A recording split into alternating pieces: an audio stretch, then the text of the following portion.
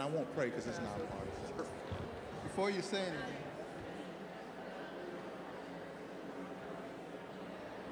go ahead and give a position.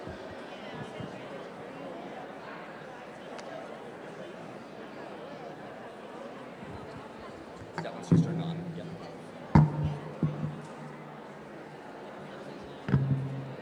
Yes, sir. Yep.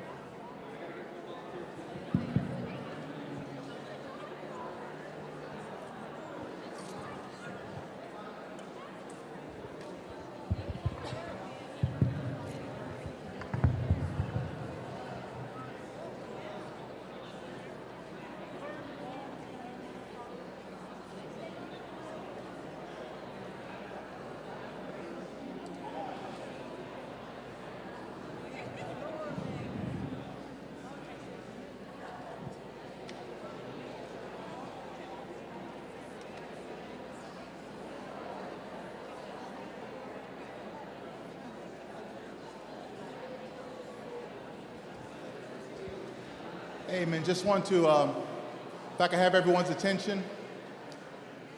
My name is Pastor Joseph N. Cousin Sr., the pastor here at Allen Temple.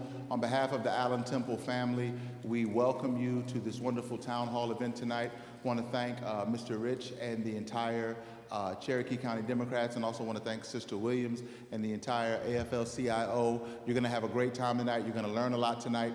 Hopefully this will encourage and inspire all of us to go out, to be better and to do better, and to make better choices.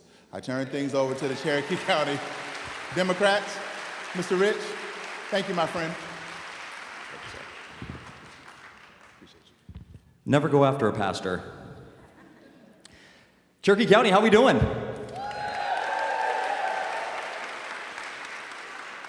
Guys, no matter what corner of the county you came from, and I know we've got friends here from Cobb, we've got friends here from Bartow, we've got friends from Atlanta here with labor. Thank you so much. A warm welcome to Woodstock. We are so lucky to have you guys with us here this evening. Thank you.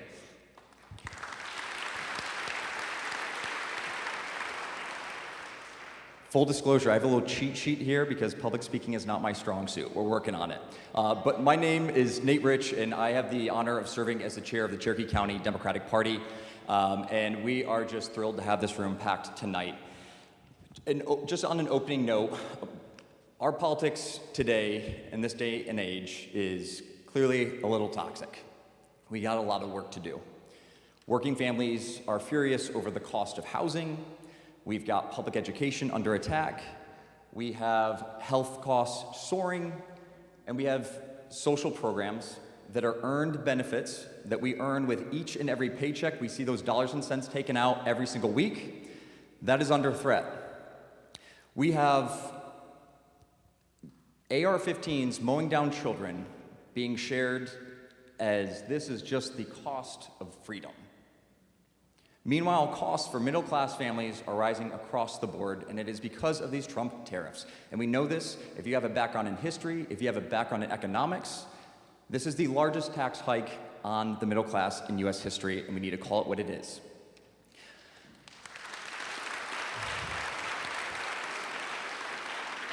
The hypocrisy is frustrating, and that is why we're here this evening. It's corporate welfare for oligarchs, and it's breadcrumbs for you and I, and we've had enough, we're pissed off, and we're ready to fight.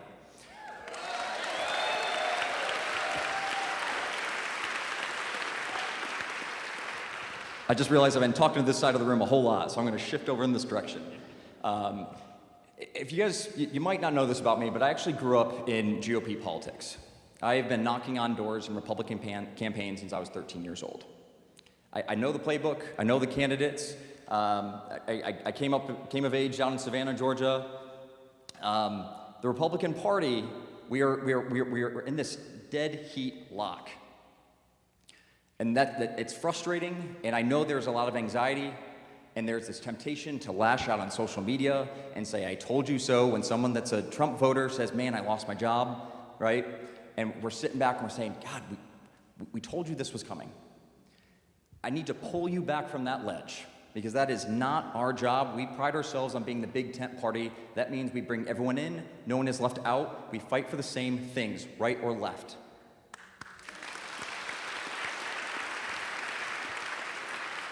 The work that we're doing in this county, and I'm going to back up here a little bit, but I just came into this position about 16 months ago. And we had about 40 Democrats in the Cherokee County Democratic Party. And today we're pushing 300. And that's not on accident. We've built out 23 committees, and each of these committees contributes something else to build the party and build organizing capacity, build power, and build support networks for our candidates so we can run successful candidates and start winning some races. And I know it was deeply frustrating in November, right? We lost. And that sucks. We know what that feels like because we lost in 16 too. But keep in mind the infrastructure that we've built this last year, it's brand new. And what I stress to folks is do not be downtrodden when you lose, because elections aren't lost or won on accident. It takes years of work. So this infrastructure that we've built the last year, it's not enough just to do it for 12 months, for 24 months. It is cycle upon cycle upon cycle. So thank you for your patience. And I want to talk to the angst and the frustration with our state and national politics, and specifically the Democratic Party, because there's plenty of frustration with our own party, right? I hear you loud and clear, because I get your text messages probably every 10 minutes at my 9 to 5. I promise I hear you. The work that we're doing, I am not some establishment Democrat sitting down in Atlanta on a cushy job. I work in construction. That's my 9 to 5. And this county committee is full of people in all walks of life. And we know the work that needs to be done. We know that democracy is under attack. We feel this in our bones to our core.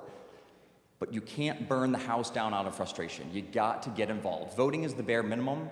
We need you to get plugged in with your county party or with groups like Indivisible or 5051, because politics is a team sport, and it is not won in single cycles. It takes years.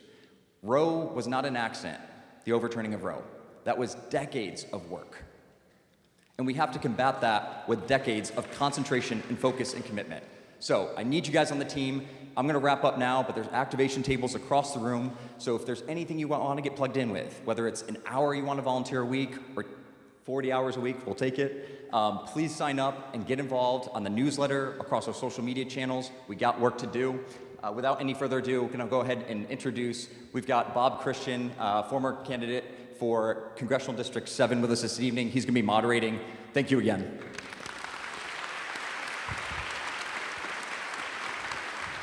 My goodness sakes, look at the room that we've got here tonight. How are we doing, Cherokee County? How are we doing tonight? I mean, we're out here strong. We've got our voices that we want to be heard, and we've got a great event to go forth this evening. For those of you that may not know who I am,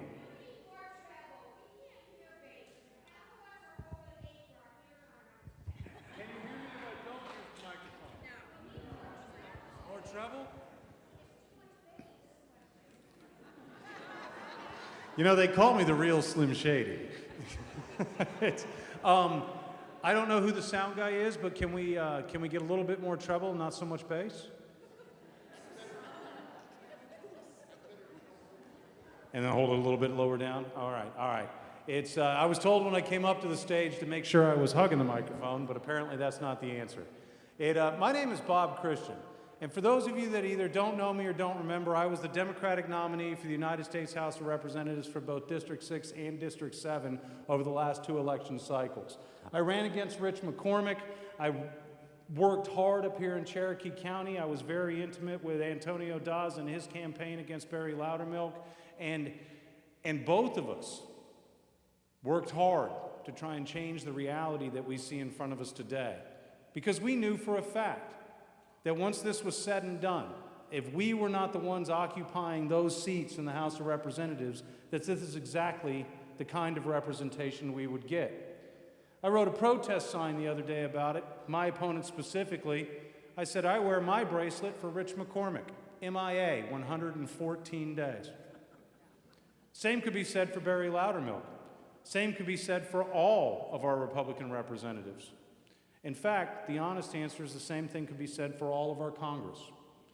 Congress has ceded the power granted to them by the Constitution to a man that would rather be an authoritarian, would rather be a king, wants to rule us by fiat, and has done amazing, catastrophic damage to an incredibly great nation.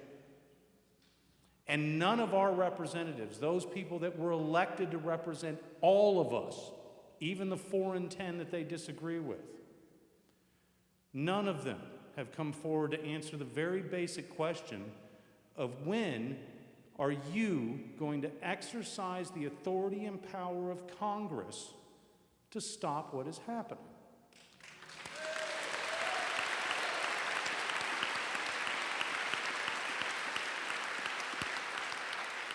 And I think that's the question that we want answered, amongst the many others. Amongst the many others. And I know all of you have so many wonderful questions tonight. But I do have a couple of things I want to talk about before we get to the questions. And the very first thing I want to talk about is, well, I'm a combat veteran. And I want to know how many other people in this room are veterans, combat veterans. If you're a veteran, please stand up. Please stand up. If you're able to stand up, please stand up. Thank you. Because these are the ladies and gentlemen whose service to this nation has brought us to the point that we are now, to where we are the freest nation in the world, and we are defended by patriots that believe in the basic ideals of all of us are equal, all of us deserve due process, and all of us are covered by the Constitution that these ladies and gentlemen had sworn to protect. How many of you are first responders, police, firefighters, paramedics? Please stand up if you're one of those. Any of those categories? Any of those categories? All right. It's where we got. Because I want to make sure if you're the only one standing up, if you're the only doctor in the house, if anybody has an emergency, remember where that person's sitting.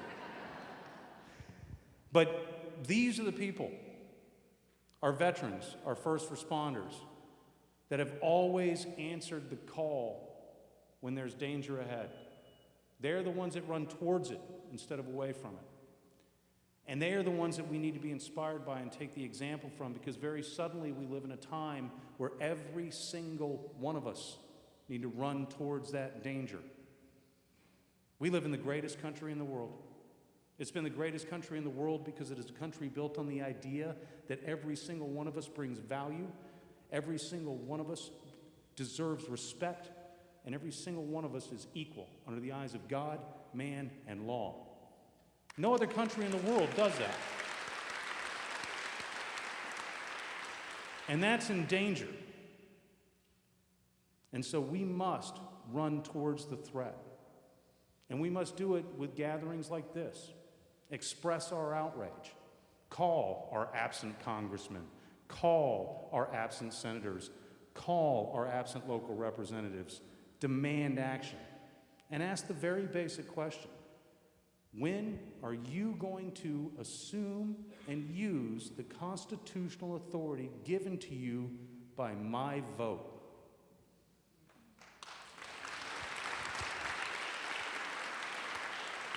And so hopefully tonight we can get some of those answers out on the floor, some of the things that are being done here in the state of Georgia, some of the things that we can do as local folks on the ground to organize rooms like this. Let's turn them into action. Tonight's format is going to allow as many people as want to be able to ask a question to ask a question. We're using a single microphone so we can kind of control the flow of activity coming up to the stage. If you have a question, please approach the microphone. I'll acknowledge you. And if you have, if anybody else has a question, just kind of line up single file behind that person. I will give you as much time as I feel you need to ask your question, but if we get into any kind of a monologue or somebody just decides to get up to the microphone and make a speech, I am going to cut you off because we want to make sure that we're not wasting the time of the wonderful electeds that have shown up to represent this venue tonight. And I also want to take a few moments to introduce them as well. The biggest rule is respect. I suspect that we're in a room of mixed political views. I actually hope we're in a room of mixed political views. And so we may get some questions that we disagree with. We may get some answers that we disagree with. And there may be moments that we don't feel as comfortable as we like to feel. Let's just remember that all of us deserve respect. All of us deserve equality, and all of us deserve that treatment under the laws of God, man, and nation. And so please be respectful of each other. So joining us tonight, We've got 4 of our local representatives, 3 state senators, 1 state representative. It's a great selection of folks from around the metro Atlanta area, branching up into the northern parts of this area. We're going to start with Ms. Lisa Campbell. She's a state representative from District 35.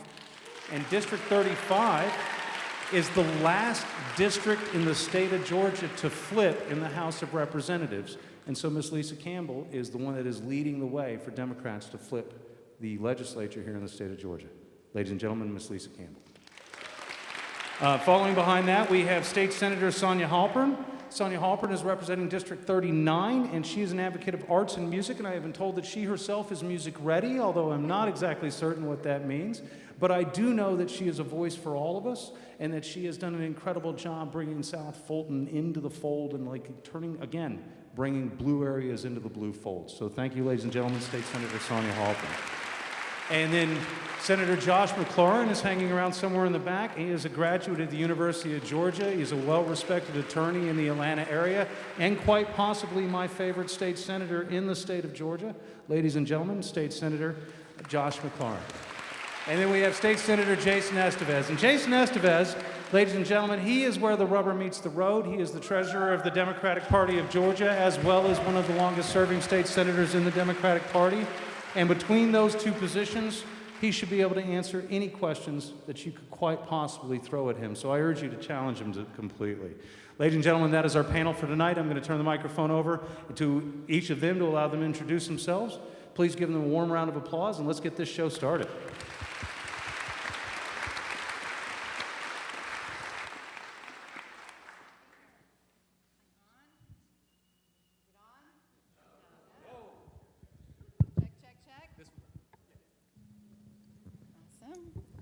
Trade with you here. How about this? All right. Well, hello, Cherokee. It is wonderful to be here tonight. I want to thank all of you for coming tonight. I especially want to thank the AFL-CIO, the North Georgia Labor Council, and especially Sandra Williams, the Cobb County Dems, especially Essence Johnson, the Cherokee Dems, and to every single one of you who've taken time out of your lives to be here tonight.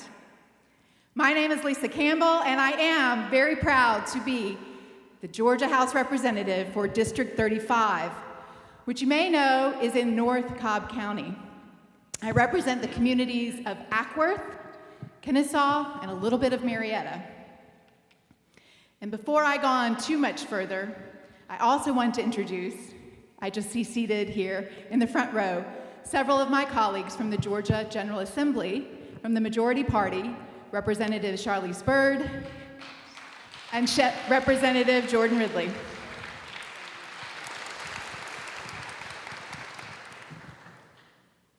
And I'm proud to share tonight that because of the work of so many of you in this room, our district was the last district in Georgia to flip from Republican to Democratic representation in the history of the district.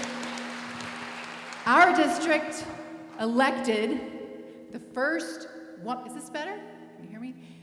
I was the first woman to be elected in the history of the district in more than 200 years.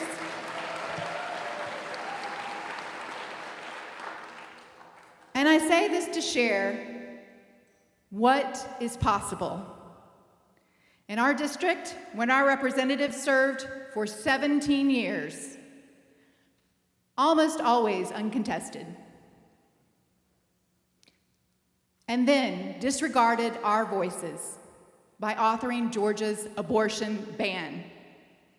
The families, all families in our district, across the aisle, Democrats, Republicans, and independents, said no, we do not want extremism in our government leaders.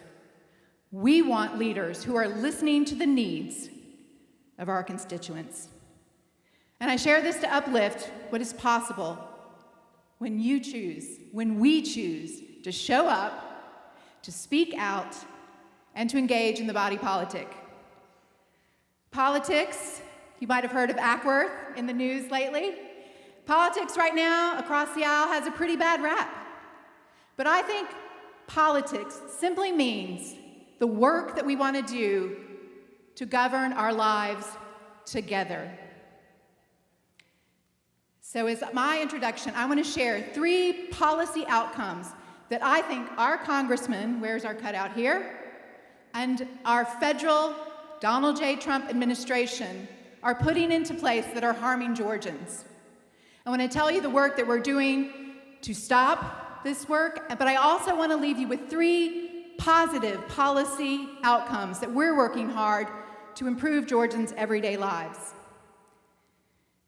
The 3 policies that are harming Georgians are policies that are demeaning, defunding, and dismantling our communities. Number 1, what do I mean by demeaning? The GOP and Donald J. Trump's administration are demeaning everyday Americans through divisive, disrespectful policies that are seeking to erase the history, the contributions, the achievements, and entire groups of people, including Black people, including women, including LGBTQIA people, people with disabilities, and even veterans. Through unlawful, the courts have deemed unlawful, anti-DEI policies designed to legitimize discrimination. And they're using fear and intimidation to diminish our rights and access to history, to books, to healthcare, making it harder for us to live healthy and well. And they're doing all of this, including deporting people who live here, contributing to our communities without due process. So I'm asking, these demeaning actions and policy outcomes, are these issues that you care about? It's a town hall. I'm eager to hear from you today. Number 2, defunding. This administration is stripping funds from every department in our government under the guise of efficiency, which we're probably all for, but instead creating devastating deficiencies in education, healthcare, medicine, vaccines, science, and the list goes on. Are these issues that you care about and you want to talk about today? I'm asking you. And number 3, they're dismantling freedom of the press and the rule of law, the very cornerstone of our democracy. And they've made it clear they will not be governed by our constitutional rules. They're abandoning our government of checks and balances and creating conditions for economic instability, cultural clashes, and isolating our communities. And again, I ask you, are these policy outcomes issues that you care about? And I'm about to wrap up. All is not lost. When you elect people that represent all of us, everyone in our communities, you will begin to see policies that are in stark contrast. I'm just going to tell you 3 policies that in the legislature I've been working with my colleagues to introduce. A bill to reinvest in Georgia's children, the Children's First Child Care Trust Fund, to take $5 billion and reinvest it in communities, helping parents pay for child care, helping child care workers earn better wages, and in reinvesting in early learning in Georgia. I've also introduced a bill to designate caregiving as eligible work for families seeking Medicaid coverage. That doesn't exist today. I've also introduced a bill to prohibit prior authorization, to again make sure that every Georgian can have access to care that their doctors have deemed necessary, stopping the overreach from our insurance companies and government, and a Patient Protection Act to ensure that policies are in place so that none of us go into debt because of our medical bills. 3 ways that we're working hard for you. Thank you so much for your time. I'm excited to hear your questions and get to know you more. I hope I've shared just a little bit about the work that we're doing down at the Gold Dome.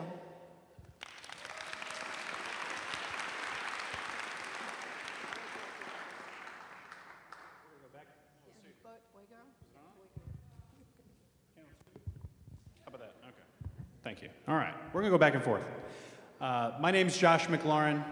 I represent North Fulton County in the state Senate. And these are weird times folks.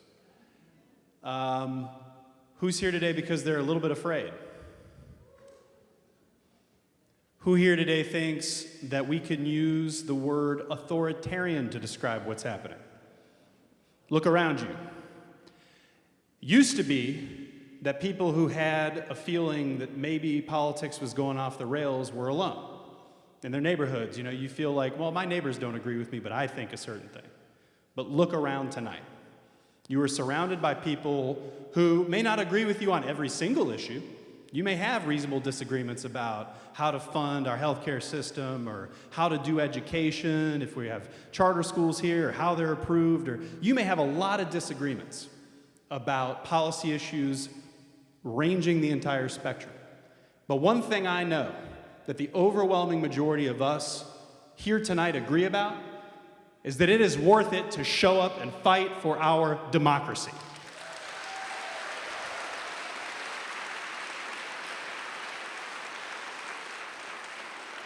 And I say show up because, as Representative Campbell said a minute ago, somebody's not here. I don't know if he's ever been here or nearby.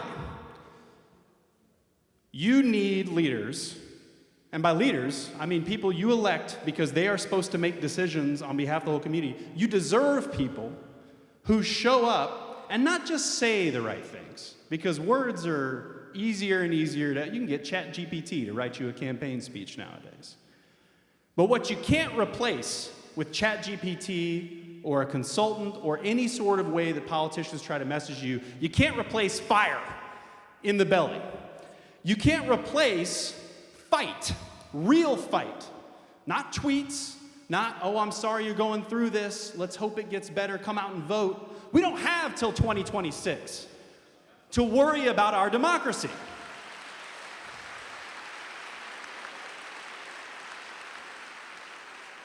And so what you deserve is people who are going to show up now.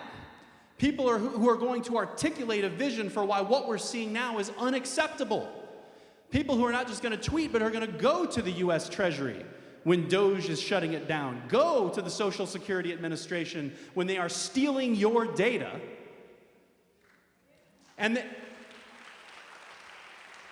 using that data to enrich a billionaire who is doing a private takeover of government because he wants to be cool on the internet.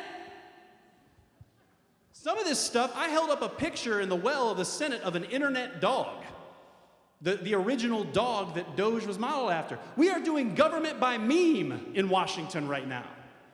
And it would be funny if it weren't so destructive.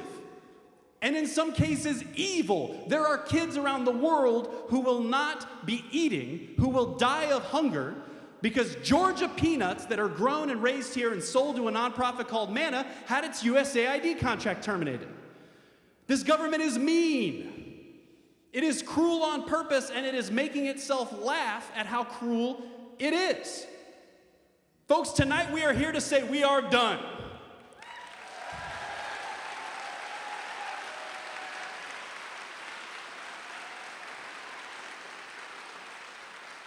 And I will answer any questions y'all want about specific policy issues, but that, I think, is the big picture. That is why we are here, and that is why we are going to breathe and bleed and sweat and do everything we can from now until this nightmare is over to speak up as Georgians and to claim the future we deserve. Thank you very much.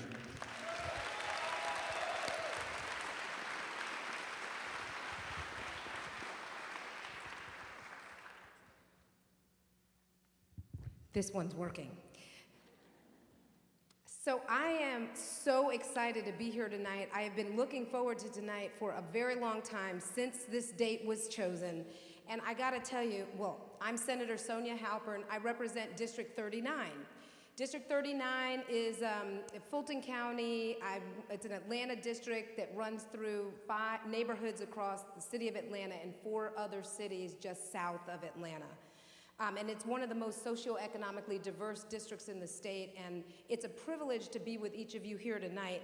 And I just want to acknowledge for a moment, and I want all of you to as well, what it means to walk into a packed room in Cherokee County filled with Democrats.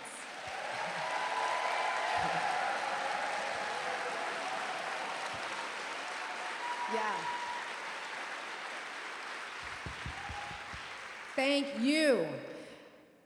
It is powerful to be in a room with hundreds of other people who know that we want to build better and be better.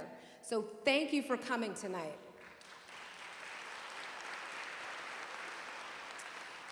And because I want to acknowledge the work that has gone into the party, the county party, and the work that has happened over the years. And I want to say it is not just impressive, but it is also instructive. And it can become a blueprint for other counties around our state, and I think that's very, very important. It is.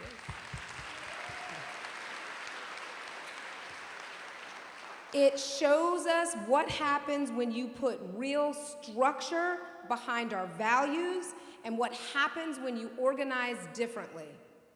And I want to just tell you that this is the same kind of mindset that me and the rest of the Democrats in the Georgia General Assembly have brought to our work. You will find that there's a diversity of people in the legislature. But at the end of the day, what we all know is that what is happening in Washington is bleeding into what is happening in Georgia, and that makes our work more complicated. We have to be more strategic. We have to be more forward-thinking. We have to really recognize what's happening and find ways that we can navigate in that environment. And here's what I can tell you, that you've got a General Assembly filled with Democrats like myself who know how to move strategy and push ideas that have staying power. And those are the kinds of pieces of legislation I've tried to work on. So we know, for example, that for 10 years now, the Affordable Care Act has been under threat. We know that that is something that there's people who want to completely dismantle. We also know how important that has been to Georgians, especially the piece around preventive care services. So for 15 years, you've been able to go to the doctor and not have to pay money for certain services, like screenings, your mammograms, your colonoscopies. If you are elderly and you fall, you haven't had to pay a copay. Well, because Donald Trump has stacked the Supreme Court, and a case has been brought forward to the Supreme Court that's challenging the constitutionality of that provision of the ACA, I introduced a piece of legislation to make sure that for Georgians, if the Supreme Court does decide to eliminate that provision and no longer allow us to that it no longer prohibits cost sharing from our insurance companies, that here in Georgia, we're still gonna be okay, because here in Georgia, we are telling our insurance companies that that is not okay, that we want to keep the status quo and keep it just as it is. So it's thinking about the things that are on the horizon and what that can mean for us, and figuring out what are the levers that we can pull here in Georgia to help make sure that each and every one of us is able to stay safe, is able to stay healthy. You've already heard and you already know all of the attacks on diversity, equity, and inclusion. Well, and the passage of the Religious Right to Religious Freedom Act, which challenges people's civil rights. So I introduced a piece of legislation for the Civil Rights Act of 2025. And though that bill wasn't going to move at all, I then introduced a study committee for us to study protections for Georgians and what that would look like for our state, because we are one of only 3 states in the whole country that doesn't have a comprehensive civil rights law. And that study committee did pass with bipartisan support.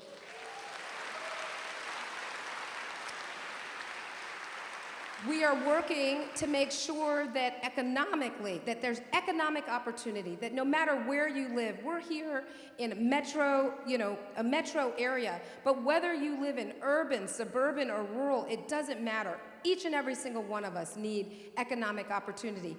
They teased and called me Music Ready when they introduced me. That's an inside joke, but I had introduced a bill that would create a statewide music office and music-ready communities because music is economic development.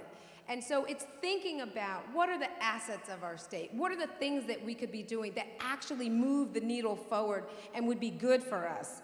But what do we do next? We are in the environment that we're in. We do not control everything. We are gonna have to figure out how to move where we can move. And so I just wanna say and remind you, we do not have to behave like underdogs. We can stop fighting like we're underdogs and start building like architects. And you all have already started to do that here. We can create that ecosystem where our values will thrive, where no matter where you live in this state, no matter what zip code, that we're moving in sync and not in silos, where a win in Cherokee can influence a race in Cobb.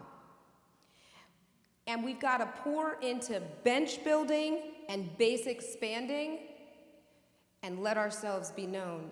Thank you for being here tonight. This is work you guys are already doing, and I want you to know you've got folks who are in the trenches with you, working alongside of you, in partnership with you, and when we work together, you can better believe that better days will be ahead for all of us. Thank you.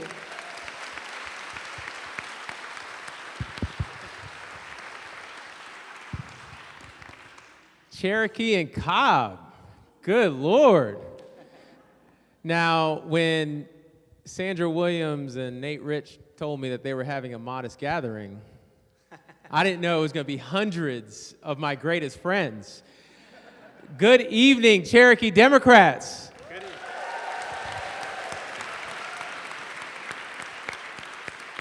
evening. And guests.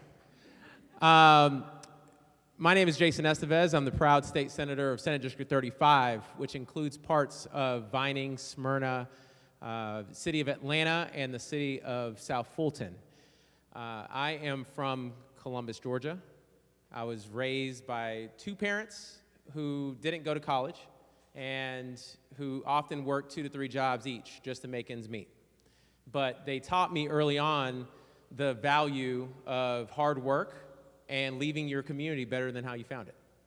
And it's those values that I took with me into the classroom, where I taught middle school social studies right after college. I heard many of our first responders and those on the front lines be recognized. I also want to recognize those who are doing the hardest job or have done the hardest job I've ever done in my life, which is teaching. If you were an educator, please stand up. All of my educators, retired, current educators.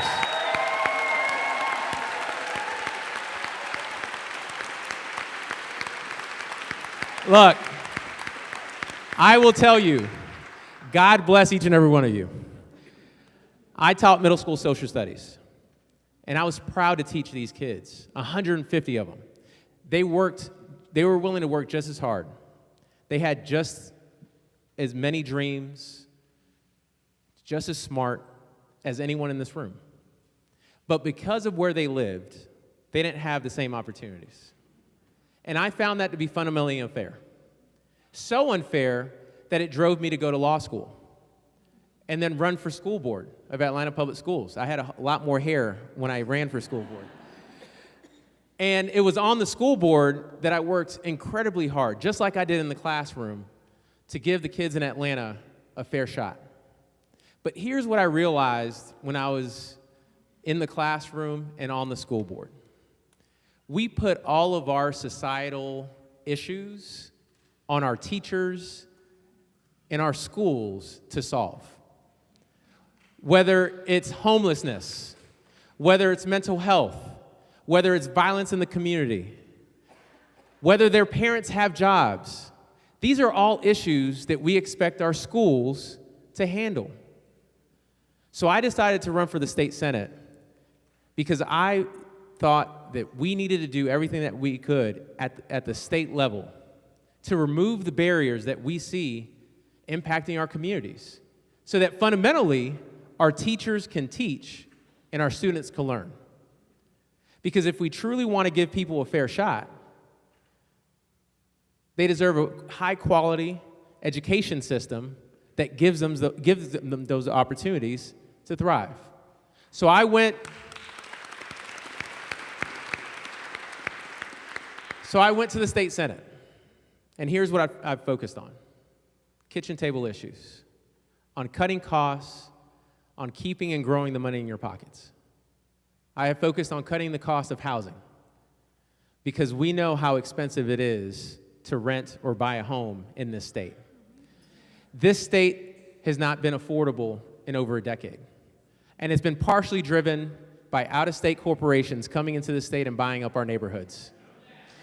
It is past time that we stop Wall Street from dictating our housing market and making it impossible for you to buy your first home or downsize your home or rent a home. It used to be that you could buy your first home in your early 20s. Today, and those of you with older kids, you know this, those older kids in their 20s are now living with their parents or with roommates, and they're not buying their first home until their 30s or 40s. What's the way to build wealth in this country? Real estate, owning a home. So if we want to give people the opportunity to thrive, we need to do what we can to make housing more affordable. Healthcare. My wife's a nurse practitioner, and we have seen what the lack and our inability to expand Medicaid has done to our healthcare system in Georgia. It is on the verge of breaking. And when, at the end of this year, enhanced subsidies under the Affordable Care Act expire and Congress fails to extend them, we're going to have over 1 million people who are uninsured in this state. That risks more hospitals, more medical providers going out of business and not providing necessary care. We have to expand Medicaid, but we also have to fix our broken senior care system. I'm a caregiver of a mom with late-stage Alzheimer's. I've seen firsthand how challenging it is to navigate our senior care system. If you're a senior, thank you. You deserve to live in a state where you can grow old with dignity, with love and respect, where you can grow old in place, safely, and affordably.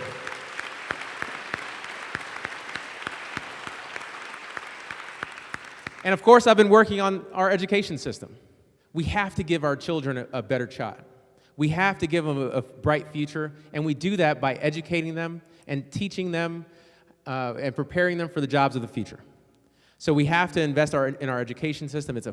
Our funding formula is 40 years old. I've changed a lot in 40 years. I don't know about you. How we fund education in the state has not. So we have to update that, but we also have to invest early by making childcare more affordable. How many of you have paid childcare recently? Within the last 10 years? Well, I have. It is today more expensive to pay for, and newsflash for those of you who have not done it recently, it is more expensive to pay for childcare today than it is college tuition. That's not a lie. It is more expensive for childcare today. It is more expensive to pay for childcare today than college tuition. College tuition. We have to make childcare more affordable. Not only is that preparing our children for the future, but it's also economic development. It allows our employees to come to work. I'm a small business owner. I own a couple restaurants in Columbus and Macon, and we also own urgent care. When I think about why my staff are not able to come into work, their top reason, childcare. This is an economic issue. And that leads me into the last issue that I've been fighting for, supporting our small businesses and our entrepreneurs. We are, shout out to those who have built their own businesses. We are a state that our state leadership likes to say that we're the #1 state to do business, but what they mean is we're the #1 state for big business. Because if you're a big business coming in from out of state, promising a couple thousand jobs, they'll throw hundreds of millions, if not billions of dollars at you. Imagine if we invested billions of dollars in our small business environment. Imagine if as a small business owner, you were able to get a low interest loan so that you can grow or build your own business. Not only does that benefit your community because we know that you're going to invest in your community, but that money that you make, those profits stay right here in Georgia. That doesn't happen when we invest billions of dollars in Hyundai or Rivian or all these other companies that are coming in. It's great that they're bringing jobs, but we should be investing in us. So I want to make sure that we're investing in Georgia. And y'all, we have a great opportunity to elect leadership that reflects the values in this room. We'll be able to do that next year, but that work starts this year. So I'm here to remind you that we have local and a statewide election for our Public Service Commission this year. If you're thinking about our statewide elections and legislative elections next year, the warm-up is this year. So we have to organize. And that's where all of you being in this room is so important. Because we cannot win in this state without you. Without organizing, without putting in the hard work, making the phone calls, sending the texts, showing up and showing out. So thank you so much for being here this evening, and I look forward to engaging with you.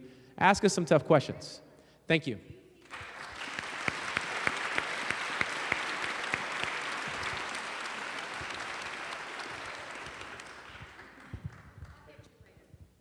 Okay. I was going to say, we've reached a point in the evening now where it's more about you than it is about us. Thank you so very much for paying attention. One more round, please, for our elected.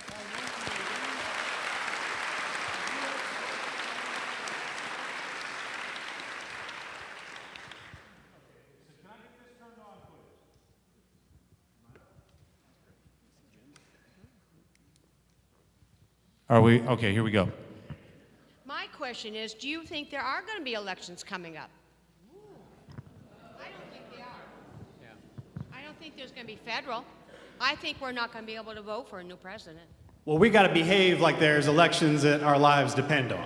I mean, either way, I understand there's a risk about security and, the threat, the authoritarian threat of trying to cancel elections. One great thing about the federalist system that we have is that all of our elections are state-run. We have 50 states plus that, not plus states, but territories, et cetera, that administer their own elections and have their own chains of custody. So in order to, and this is why we were able to defeat all of those BS allegations in 2020 about a stolen election, because we were able to show in court everywhere that those tens of cases were all based on false allegations. So you better believe if the federal government, if Trump tries to do something to dismantle that election architecture, I mean, you think we're in the streets now? All of us in here, multiply that times 20. I mean, we are going to, more than that, we are going to have a historic movement of nationwide proportions. If anything close to that happens, and I know that's not easy to promise, but let us here tonight be an example of the people who will come and fight for you, and there are many, many, many more like us, and we've got your back. Can I just quickly, I just want to quickly add, because I completely agree with Senator McLaurin. They want us to lose hope. They want us to be afraid. We can't lose hope. And we have to keep up the fight. We have to keep showing up. And here's the most important thing. We have to contest every election. Every seat, not election, I don't want that being quoted. Every seat that is open, we need to contest it. Because that's how we win this state, is by making sure we are battling at the local level with county commission and city council and school boards. We have to make sure we're challenging seats at the legislative level, and we have to make sure we're challenging every seat at the statewide level. So it's okay to question and to be concerned, but they want us to lose hope. Don't let them take away your hope.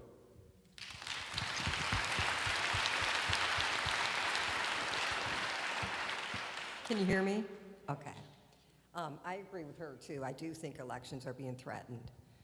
And I know your answer to not impeaching is waiting for midterms, but I do not understand why you won't hold the GOP and make them vote on record against impeachment and do it over and over and over. We have hope, but we're ready to fight now. You guys need to do something. And not impeaching, he's broken so many laws, he's hurting so many people in our institutions. Who cares if we lose the vote? Make them vote, make them go on record.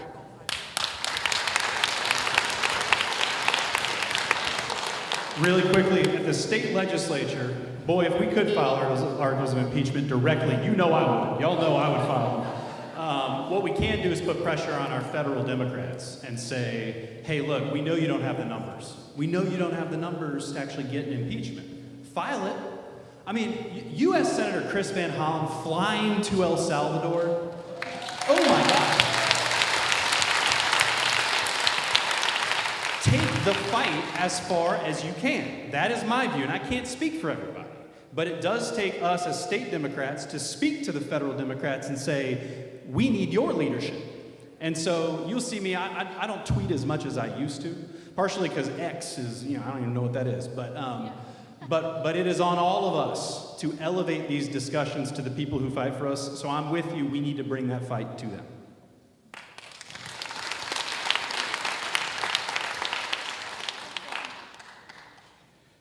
Well, we know the crisis that we're in here that's been talked about this evening. There's a lot of shiny pennies that get thrown up that distract us and get talking about lots of different things. But I'm standing up to ask a question about another crisis that we are in, and that is the climate crisis.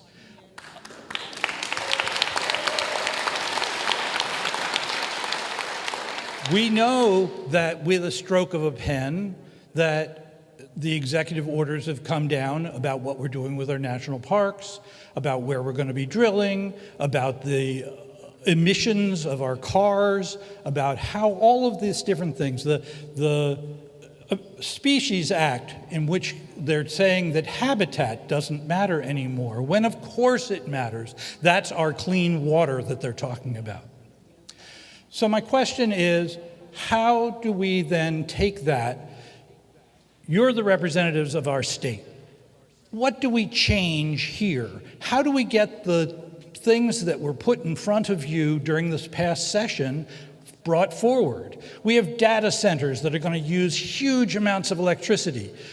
Make rules that all has to be clean, renewable electricity that gets used to be able to power them. When they cool those plants, they are not using drinking water, they're using recycled water that is then put into a pond and then repurposed to cool those things if we need those centers at all. We still have a problem with coal ash and how that's not being taken care of across the things. We have the Public Service Commissioner, where we're finally getting an election this year, and that needs to be brought up as to what we're talking about doing.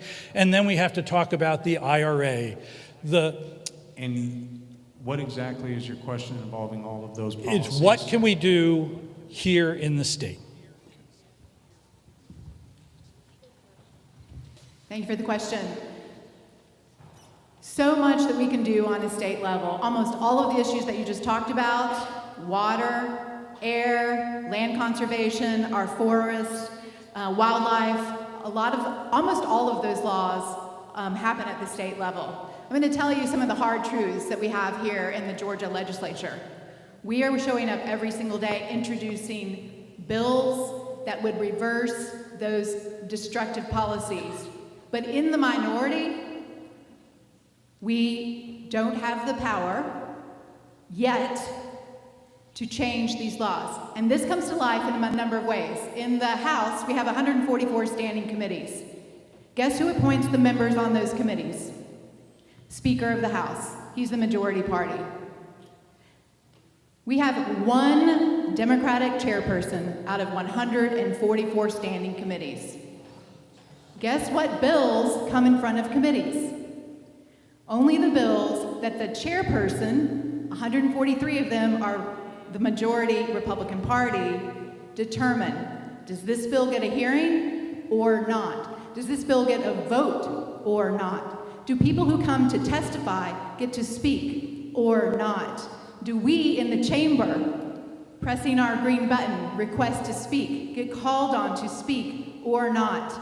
We've all been elected by the same number of representatives that our Republican colleagues have been elected by. But our voices, your voices, are oppressed and diminished every single day in that legislature with those rules. What can you do? Keep coming here. Every single committee meeting is broadcast live. Also, videotaped, you can watch it. You can come to the Capitol. You can come to our offices. They are open to the public every single day. Does it matter? Does it make a difference? Absolutely. When we have 200-300 people coming to the Capitol every single day, standing outside, packing committee rooms, do you think there's pressure for those chair people, mostly men, chair people, to give a hearing? Absolutely. So those are things that we must continue to do every day. They absolutely do make a difference, and continuing to call and to email that we've already said. When we're in session, we get thousands of emails a week, hundreds a day. Same for phone calls. Is it making a difference? Yes, it is. It is making a tremendous difference. What do we need to do, though? We got to shift the power. We got to flip more seats in the Senate, we got to flip more seats in the House, and we've got to get the majority in order to put forward all the proactive policies that you just talked about.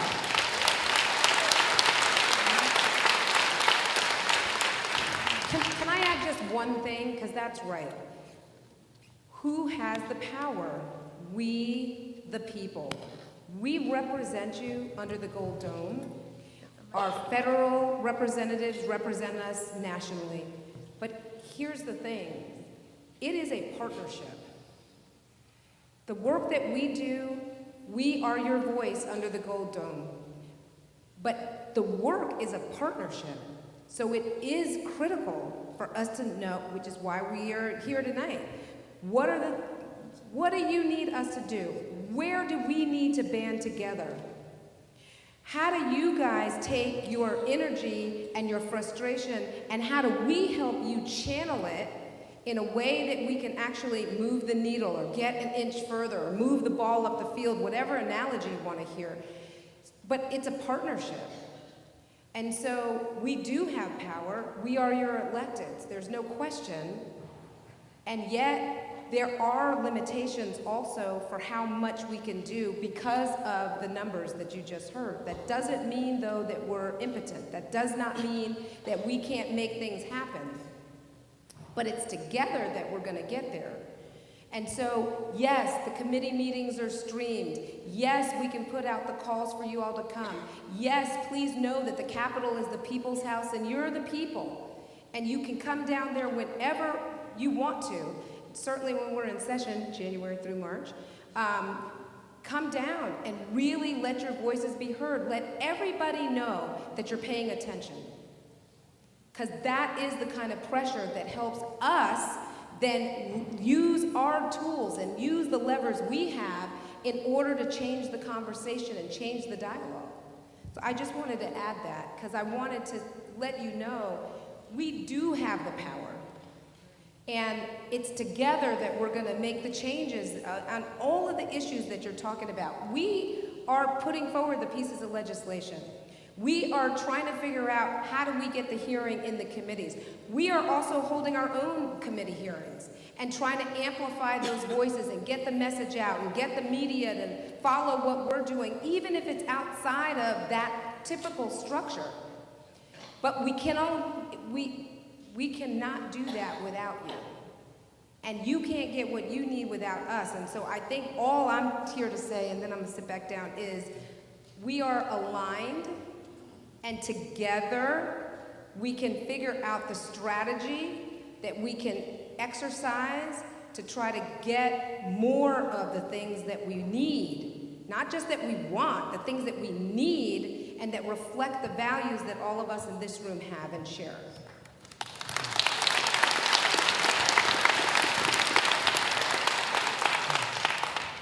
Yes, 35 years ago this year, the Americans with Disability Act passed.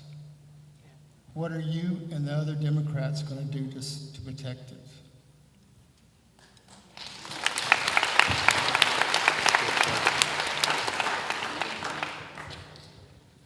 So I could tell you that one way we tried to protect it this year, and we succeeded, was by fighting the anti-diversity, equity, and inclusion movement. And the reason that is connected to the ADA is that the bill, which this was a bill that was very broad language. The key sentence was one sentence, which basically says your educational institutions could not promote or support diversity, equity, and inclusion initiatives. Well, when you think about it, a lot falls in that category. So that would have ended and could have threatened a lot of programs that have been come into place in order to accommodate and to try to include people across our community. And fortunately, that was defeated in the House, and we put up a big fight in the Senate. The other way is that we have to practice what we preach, and we need to do that in everything that we do, and not only when it comes to how we operate the government, but also how we operate campaigns. We need to make sure we abide by the ADA and are more inclusive of those who need and should be participating. So those are a few different ways that I would say, just practically at the state level, that we've worked to protect the ADA here at home. Yes, I've used the chair for 50 years. I've used the chair for 50 years. I went back to school after my accident, and that was way before the ADA. After I got injured, I went out to Colorado for my rehab at Craig. When I came back, there was no curb cuts, nowhere. The only place you could go that was accessible was a grocery store. After my accident, I had an aunt that worked at a nursing home. She thought she was doing my parents, a good deed by getting me checked into this nursing home. Fortunately, my parents, would have nothing, none of that. I went back to school, and with a program that was started that was for people that had been out of work for more than 5 years, the CETA program. I was able, after going to school, to get someone to let me come in and show what I could do and build my resume. And because of that, I was at the same, I went to work with Cobb County DOT, and I was there for 29 years and got my pension. Is there a follow-up question? That's wonderful. That's actually wonderful. I think, round of applause for this gentleman. Afraid that people aren't going to have these opportunities. so I want to thank you, sir, so much for that story, because we need to speak to exactly what you just said. 29 years of honorable service at Cobb DOT, when some people would have written you off. There's some people who would have said, well, he's got a disability. The problem was they were afraid to give me a chance because they were afraid they would have to fire me if I didn't work out. We did Life's just hard. the Dignity and Pay Act. Right. We have Dignity and Pay Act, right, to address that on a policy level specifically. But I think, and correct me if I'm wrong, the reason you're asking the question, what are you going to do to protect us, is because you have gotten the distinct sense that this administration is ready to discard people that they don't think are useful to them. That's right. And we have a Health and Human Services Secretary who made the egregious lie that people with autism are incapable of holding down jobs and paying taxes and playing sports. And I have been so enthused by the number of Georgians who have stood up and said, I have autism, and I've done all of those things. And so, to your point,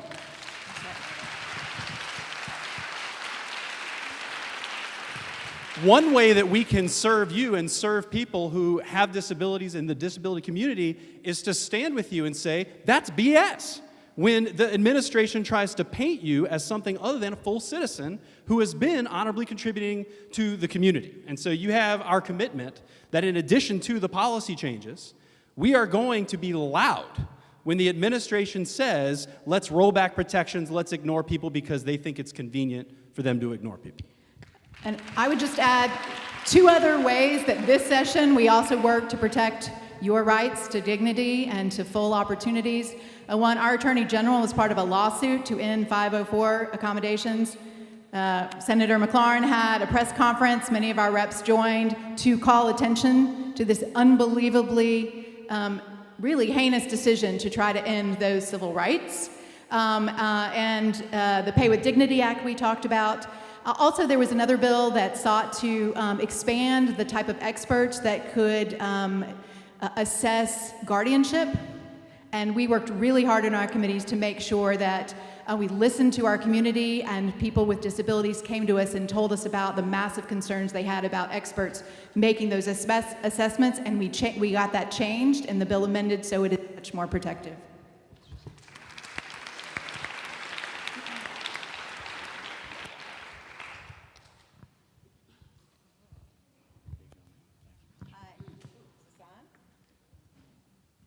This one's on.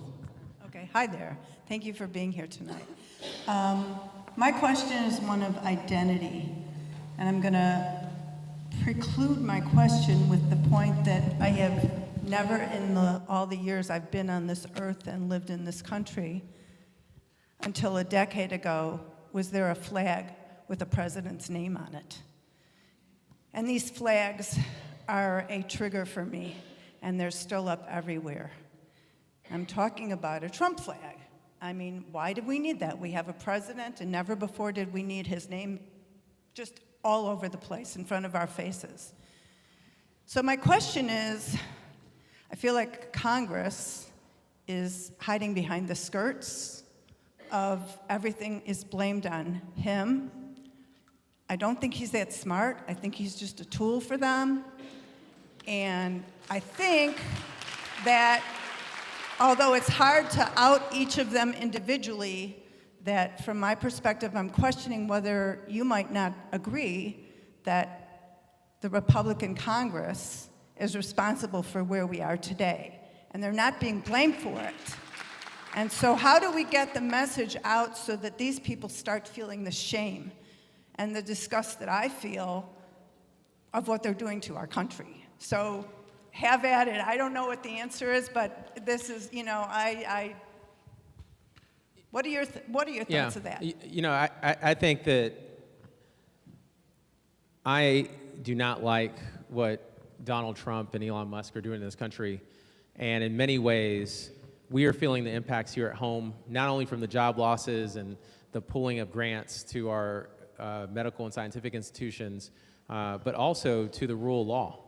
We are literally seeing citizens disappear from our communities. And there's a lot, I think someone mentioned the distractions, but these are serious distractions. But something that you're bringing up that I want to make sure we highlight here is that we had issues in this state prior to Donald Trump being elected.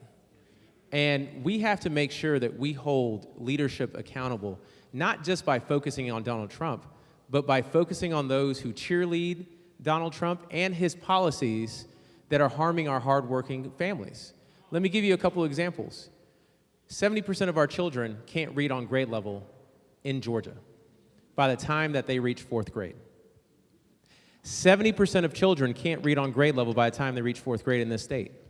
Half of the children can't do math proficiently. That's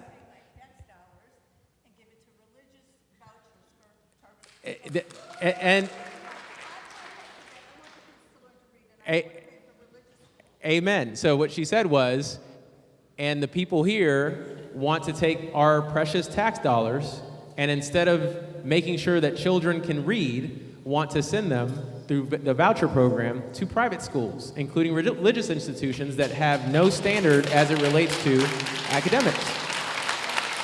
That's the point of me bringing that up is that we have our own issues in this state, and we have to make sure that we hold our congressmen accountable, our governor accountable, our state legislature accountable, all the way on down, because they are hiding behind the fact that they have Donald Trump to say, oh, that's all him. We have our own version of those same policies being implemented right here in this state, and we need to continue to make sure we call them out and vote new people in that will put our working families ahead of the politics of Donald Trump. Before you ask your question, sir, very quickly, in the interest of time, I'm going to ask of our elected panel that only one of you answers each question. I know that there's a lot of follow-on thoughts, but we have a ton of questions in a short amount of time to get there. So if we could limit ourselves to one. Hopefully it's a passionate subject for you, but one each would be wonderful. Your turn, sir. All right, okay. It's kind of funny because I was going to ask each individual one to answer my question specifically. Okay, and I honestly feel like hopefully I can get that honor since that was something I really wanted to do. I asked this same question a week ago at another town hall, and I felt like I did not get an answer. I felt like I got an answer not for today, but for 2 years, 4 years down the road. All right, so we're gonna go back to my question. My question I would like for each one of you to please answer. Because of my skin color, and because people are not receiving due process, and being illegally kidnapped, not deported, abducted, I'm also afraid as a documented citizen to go places. A trip to the grocery store might be my last, and I could be in El Salvador. Now my question here is today that I didn't feel like I got an answer last week.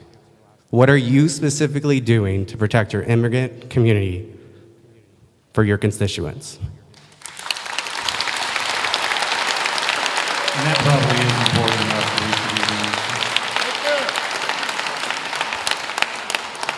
Some of the whole question? All right, let me simple it down. What are you specifically doing to protect your immigrant community where you serve from ICE? So there are a few things. One is that we need to educate people on their rights. And many folks in our community don't know their rights. So we have to make sure we do it, and we need to make sure we do it in language. So that means communicating with people in Spanish, and I'm proud to be someone that speaks Spanish. I'm Puerto Rican, and I make sure to go out in our community now to the extent, my Spanish is a little rusty, I'm not gonna lie, but we have to make sure that we communicate to people in language. I'll tell you one thing that I did when I was on the school board. When I was chair of the school board, I drafted a policy to ensure that our materials were drafted in Spanish, in more than one language, and the languages that were spoken in the community. Why is that important? Because if you don't know what your rights are, if you don't know what the information is, how can people meaningfully participate? And the reason I raise that here is that many folks do not know what their rights are. They don't know what they should be doing in the instances that they get pulled over, and we need to make sure that people are educated on what they can do and what they should be doing. And not only that, but we should be making sure that they have access to legal services, which means supporting our nonprofits around the state, and I'm proud to be doing that as well. Illegal abductions, unlike anything we've ever seen, reminiscent of the worst parts of 100 years ago. Supreme Court gave an order that says facilitate release. Trump admitted he can do it. He is not doing it. The federal courts are acting. It's not fast enough. Creeping authoritarianism. So let's call it what it is. It's horrible. These are elevated circumstances requiring elevated attention. A couple weeks ago, I got connected to a journalist who was concerned about international travel. I can't be more specific than that. I used a connection to AOC's office to make sure that that person had resources, both political resources and an attorney list available to them in the event that something happened, they needed somebody to call. I offer that same effort to anybody in Georgia who is concerned about an imminent immigration issue. Thank you.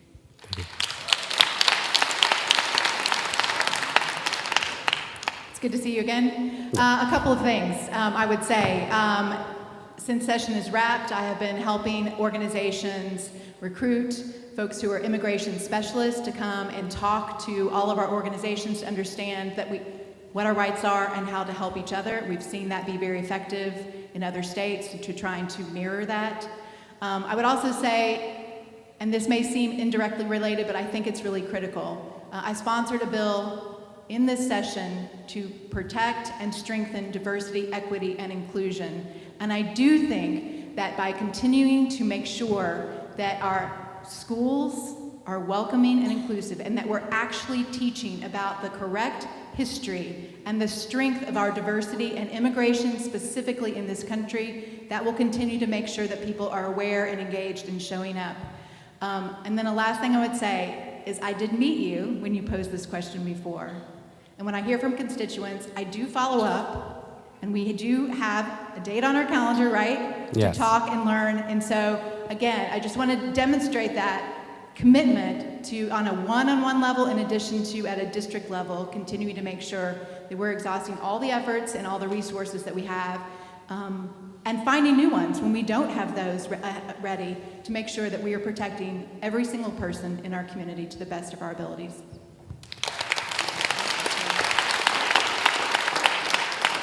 So I think that you asked a great question, and your focus on due process is really, really important, and the fears that that is creating throughout Georgia. And I'll tell you, because we are in the restaurant business, and so we have a restaurant. It's an Italian restaurant, but what we've come to learn is that many of the people, the patrons who come to the restaurant, like 30% of our patrons, are Hispanic, and they are not coming because they are afraid of what may happen if they go out. So it's a really real concern that I take seriously, that we all take seriously. So I'll tell you, education is it. In a lot of ways, we treat us like a bridge to resources. So it's education. How do we can connect you to legal services? How can we connect you to information? But beyond that, we have actually already, we did a press conference just last week on this very issue as Senate Democrats, and we are introducing a bill as soon as we are able to. Obviously, that's a next year piece of legislation, but we are talking about this issue, and we are already taking legislative action to make sure that due process is something that no Georgian has to worry about. And so we are taking that responsibility for ourselves in the state, since we cannot rely on what's happening at the federal government. Thank you.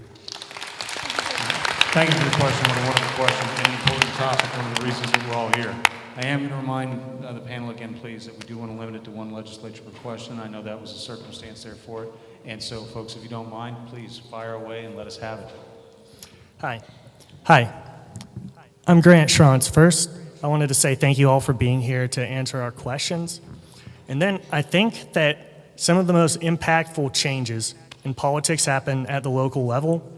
And so I was wondering, what state-local partnerships for education in Georgia do you envision? Well, you can't not answer the question. What state-local partnerships? Here's what I think that the state is messing up in the current state of education. I think that we have a governor, frankly, that has ignored the education crises that we have in the state. And when you have so many children who are not reading on grade level, something needs to change. And I think that the partnership between the state and the local districts should revolve around making sure that we are providing enough funding so that teachers can focus on getting our kids reading, writing, and doing math at a basic level early on. And why do I keep hammering that in? The reason is if the children don't learn it in elementary school, they enter middle and high school very far behind. And for our middle school and high school teachers in here, if you're having to do remedial math or remedial reading, the children just keep falling behind, and it gets more expensive, and as a taxpayer, you're spending more dollars. So we have to invest early on. Now, as far as innovating, what I would say is, as a state, we should be encouraging our school districts to innovate at the local level, providing our teachers more space, more flexibility to use their expertise, empower them to educate our children and prepare them for the jobs of the future. Too often, state government gets in the way of our teachers, whether it's banning books, whether it's threatening them with jail if a parent complains about a viewpoint. We need to get out of the way and make sure that we're teaching them, or that we're giving them the autonomy. And I know I'm breaking the rule here. One idea, what about for every dollar that our businesses get in tax abatements, $1 goes back into early learning and childcare before they ever get to kindergarten, that they have the resources that they need in our communities to actually improve their education.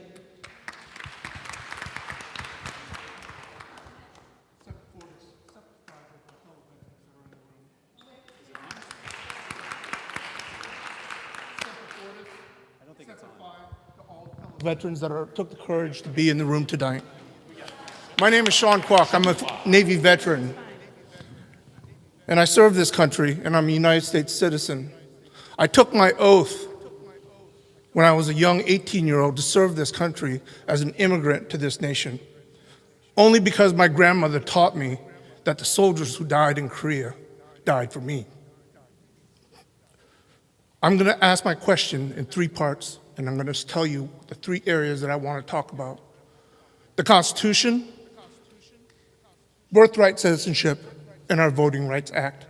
You're talking about voting rights, you're talking about education, you're talking about a lot of things, but the House is on fire right now.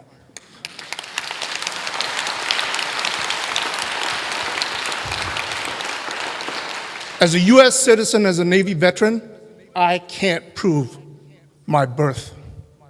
My nation did not issue me a birthright or a birth certificate. When the state passed a law that required a real ID to have a birth certificate, I can no longer get a driver's license and a real ID the next time I go in. My voting rights are now being impinged upon. I voted Republican. You're my representative. And I cannot vote for this party ever again. But I don't see the fight in the Democratic Party. And I'm holding back a lot of anger right now. My family and the thousands of people across this nation who are right now struggling to hold on, to hide, to keep themselves out of the line of fire. I'm not afraid to stand up. I fought for this nation. I was a Republican.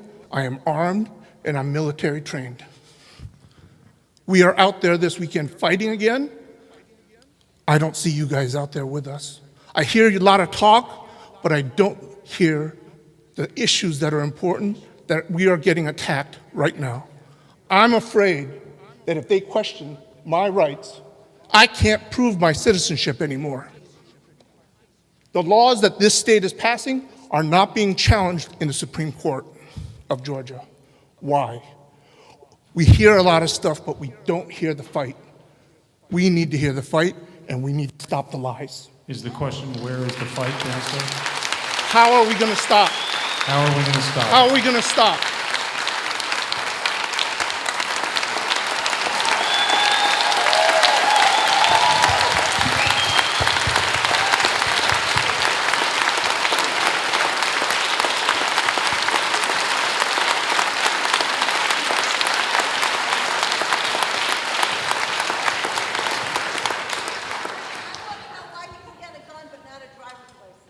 There are obviously no words that any of us can say to honor your sacrifice, to honor the level of courage, that you display by standing up, by using your voice and your face to make the argument you're making.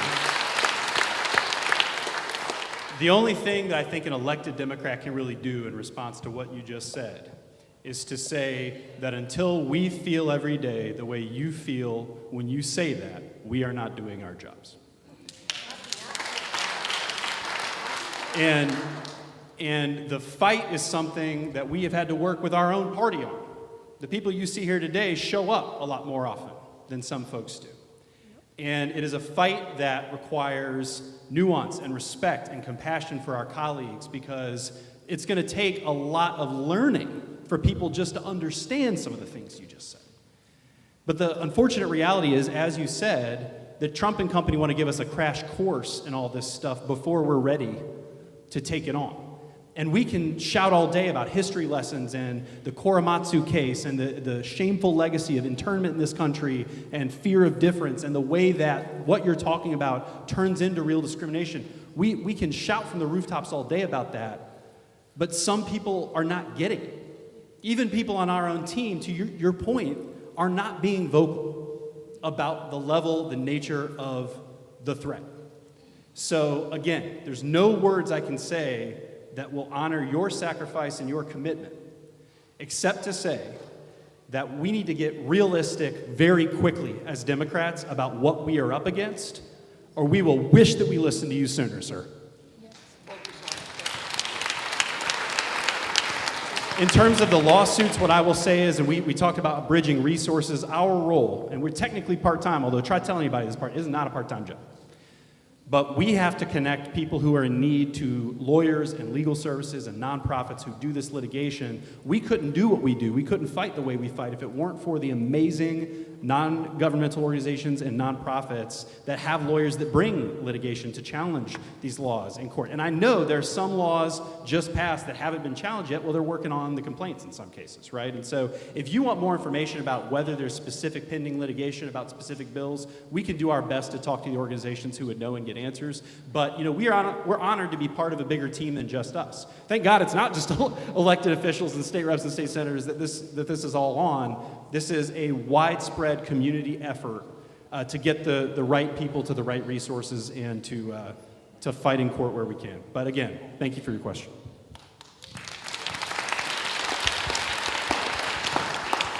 Hi, friends. I owe the panel a beer if I don't keep this brief, and they all have my number. So I was going to talk about courage, but I don't think we really need that speech at the moment. If anyone in this room is looking for a why, that's the why.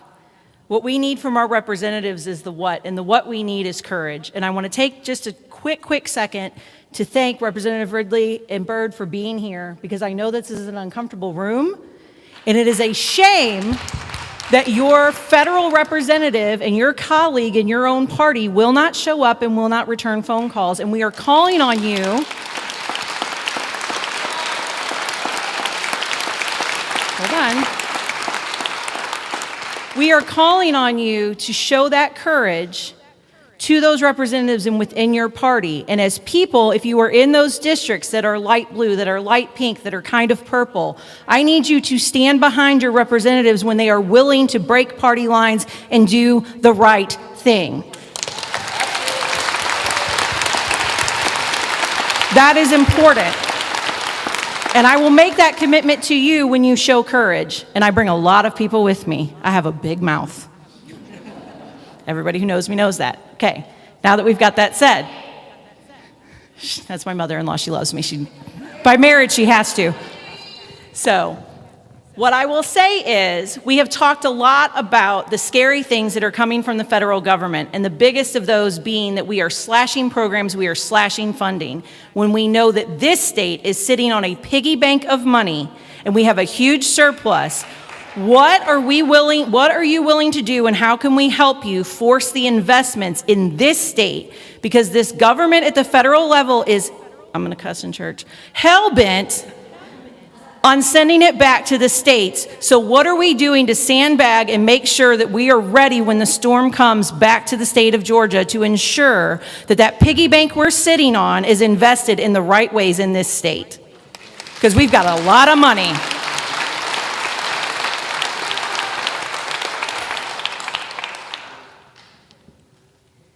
a lot of things we should be doing with that 20, did you hear 21 billion of our tax dollars?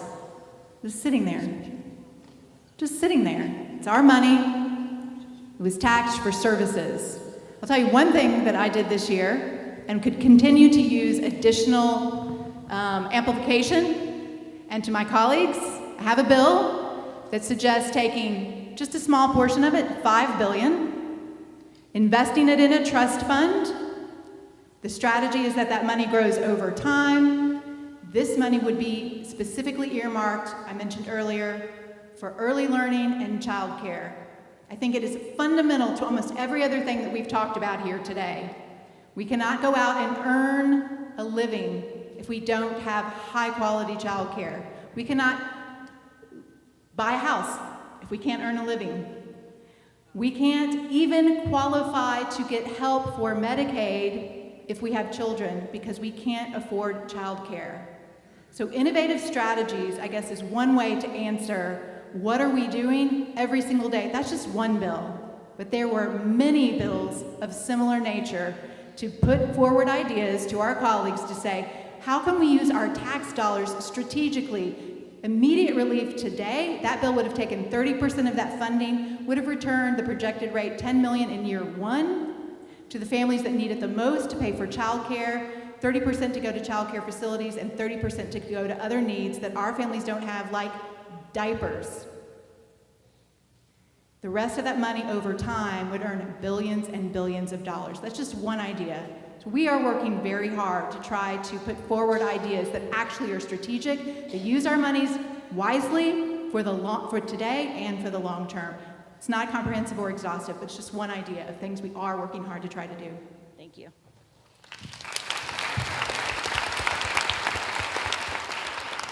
Hi, good evening. I'm going to circle back to something that has come up briefly, but I want to expound upon that.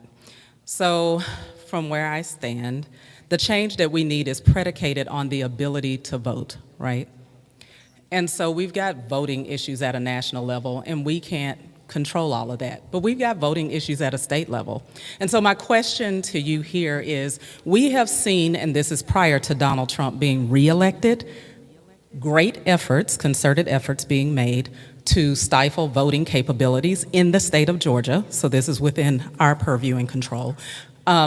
We are removing absentee ballot boxes, the boxes that people can vote in. We are allowing people to create laws that you can't give somebody water if they're standing in line for a long time, and all of these things that are clearly targeting to make it uncomfortable to vote, to create an inability for some people to vote because we're demanding that everybody vote in the same way. And just recently, and I do know that every odd year votes get, voter records get purged, people go through those, but there is a concentrated effort to slash the ability for people, especially in certain demographics, to vote. And so what are we doing about this? What are you doing about this here in this state? What can we do to help you stop this from happening? Because there's absolutely no logical reason to be removing ballot boxes, to shut down the ability to vote on certain days at certain hours, at times that work for working people. There is no reason to do a lot of this. And then back to what the man here said, the gentleman over here, also now having to go back to proving birthrights. And as a woman who's been married before, that's incredibly unfair to those of us who have a last name that is now different than the one on our birth certificates. I literally don't trust this government in my glove compartment right now. And I have a real ID and a passport, and I leave the country all the time, just got back. I don't trust this government. In my glove compartment right now is my marriage certificate, birth certificate, divorce decree, and social security card, because at any moment I could get pulled over here in the state of Georgia and potentially have to prove that I am who my driver's license says that I am. That directly impacts the ability to vote, and we all know that these laws are just being created so that when somebody who looks like me, who's the wrong gender, the wrong color, and possibly stands for all the stuff that they don't want somebody voting for, they're going to then take that and utilize it to say you don't qualify, even though they absolutely know I do. What are we doing to stop it?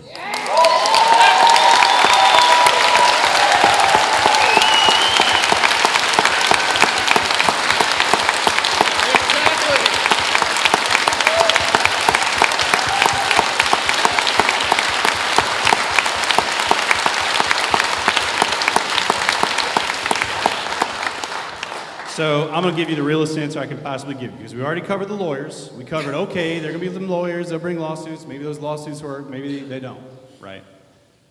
Would y'all believe there are smoke-filled backrooms in politics, like literal ones, like real ones, right? Like you go to a bar and they have cigars and there is smoke and you talk to people from the other party. Now I have some good conversations with Republicans. I don't always. And sometimes Republicans behave in a way, not just publicly, which is, you know, the examples abound, but privately, that are quite shameful.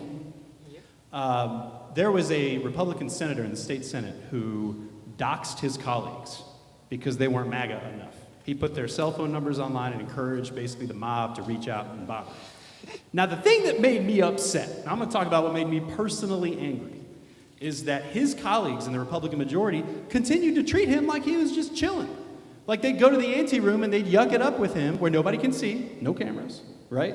They'd treat him like things were business as usual because they didn't have the courage to look him in the eye and say, that's effed up what you did.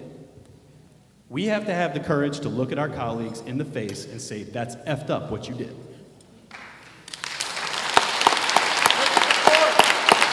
And that sounds small, but so are the egos of politicians.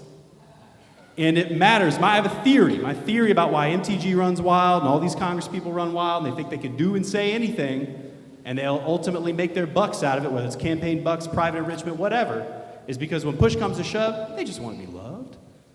Is that wrong? Something happened in childhood, they didn't see enough therapists, you know, and they want to go in a room and get smiled at and have their hands shook. And for them to be treated like they are royalty and public servants. If you interrupt that dopamine drip, if you look them in the face and you say, that's not cool, and it kind of makes you a small person. Now, I don't know if I've used those exact words. But when you make it clear to them, we are not happy about the way this went down, you start to impose a level of accountability that people outside the smoke-filled back room don't see.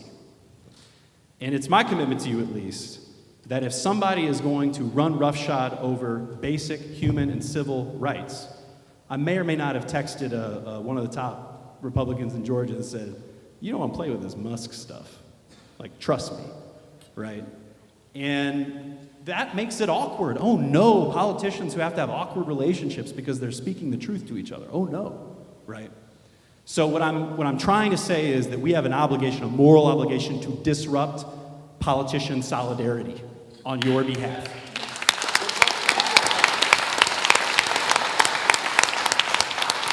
And it's one thing to work with people, because we have to work with people. We have to work with the opposing party. We have to develop relationships to move bills. A lot of the bills you've heard discussed tonight, those are Republican pieces of legislation. Not even gonna lie to you, because they have the votes and they move stuff through. But when push comes to shove, we gotta make the decision that we care more about you and we care more about everybody in this room than we care about cigars and old fashions on a Monday night. That's all I gotta say about that.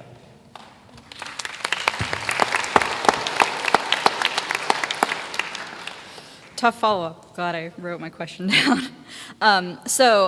Many of Georgia's environmental protections are solely based on the regulatory work of EPA. We defer to EPA for standards such as clean air levels, waste dumping into our rivers, coal ash, how we deal with coal ash in this state. And even during Trump's first term, there was a strip mine that got permitted during a brief period where they rolled back regulations and it was legal in the nation and therefore in Georgia to get this mine permitted and is now going to be built. Since Trump is currently rolling back even more and even faster EPA regulations, there is nothing in this state to stopgap that because we don't have anything that is keeping we're referring to the federal government. And so my question to you is, what steps can you take to provide a stopgap so that the state actually has those standards in place, and so once they're gone, it's not a free-for-all, but that our environment is still protected?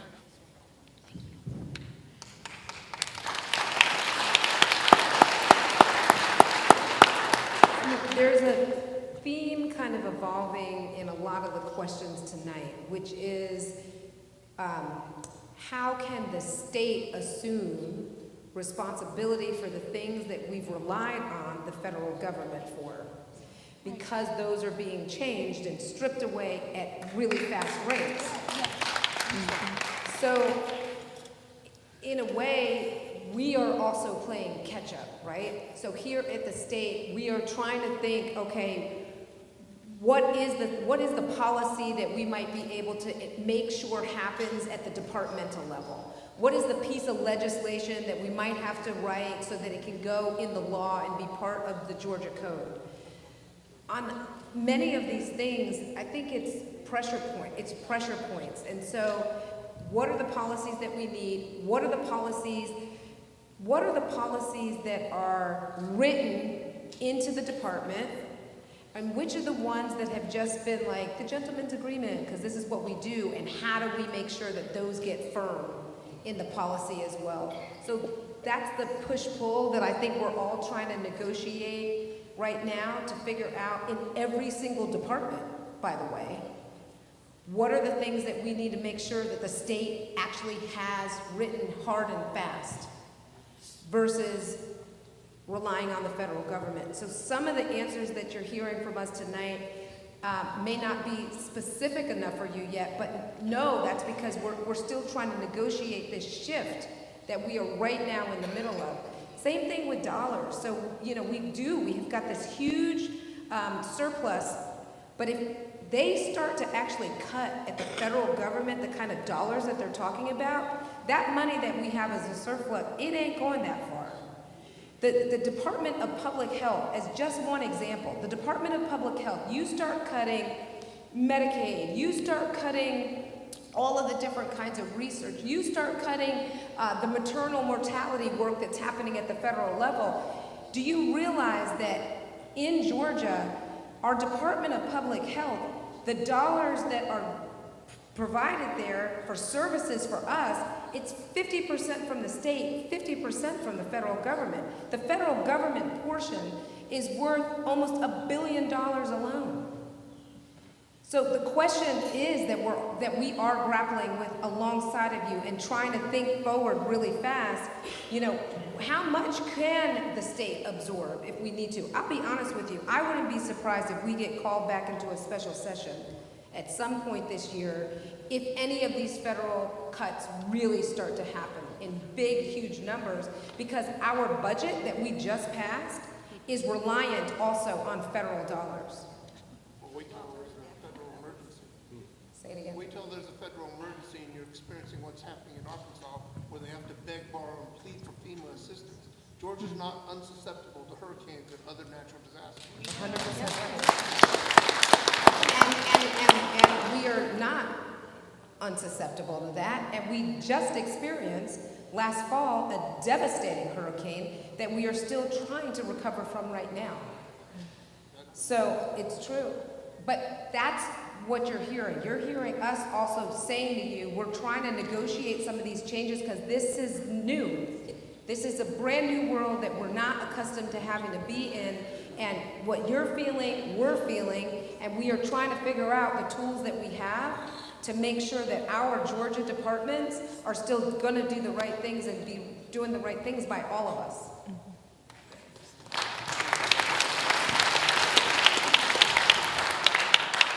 So I've got one question, kind of a two-parter. First one, I would hope, be a really easy one for you guys. What are you doing to secure the youth vote? Yeah. I am one of your constituents, so I'd probably point that question at you. What are you doing to secure the youth vote?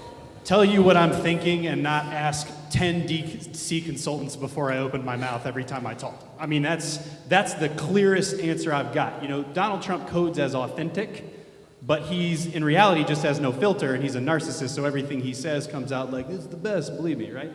But Democrats have to match not all that energy, because we don't want to mess with most of that, but we need to match the feeling that what you see is what you get, right?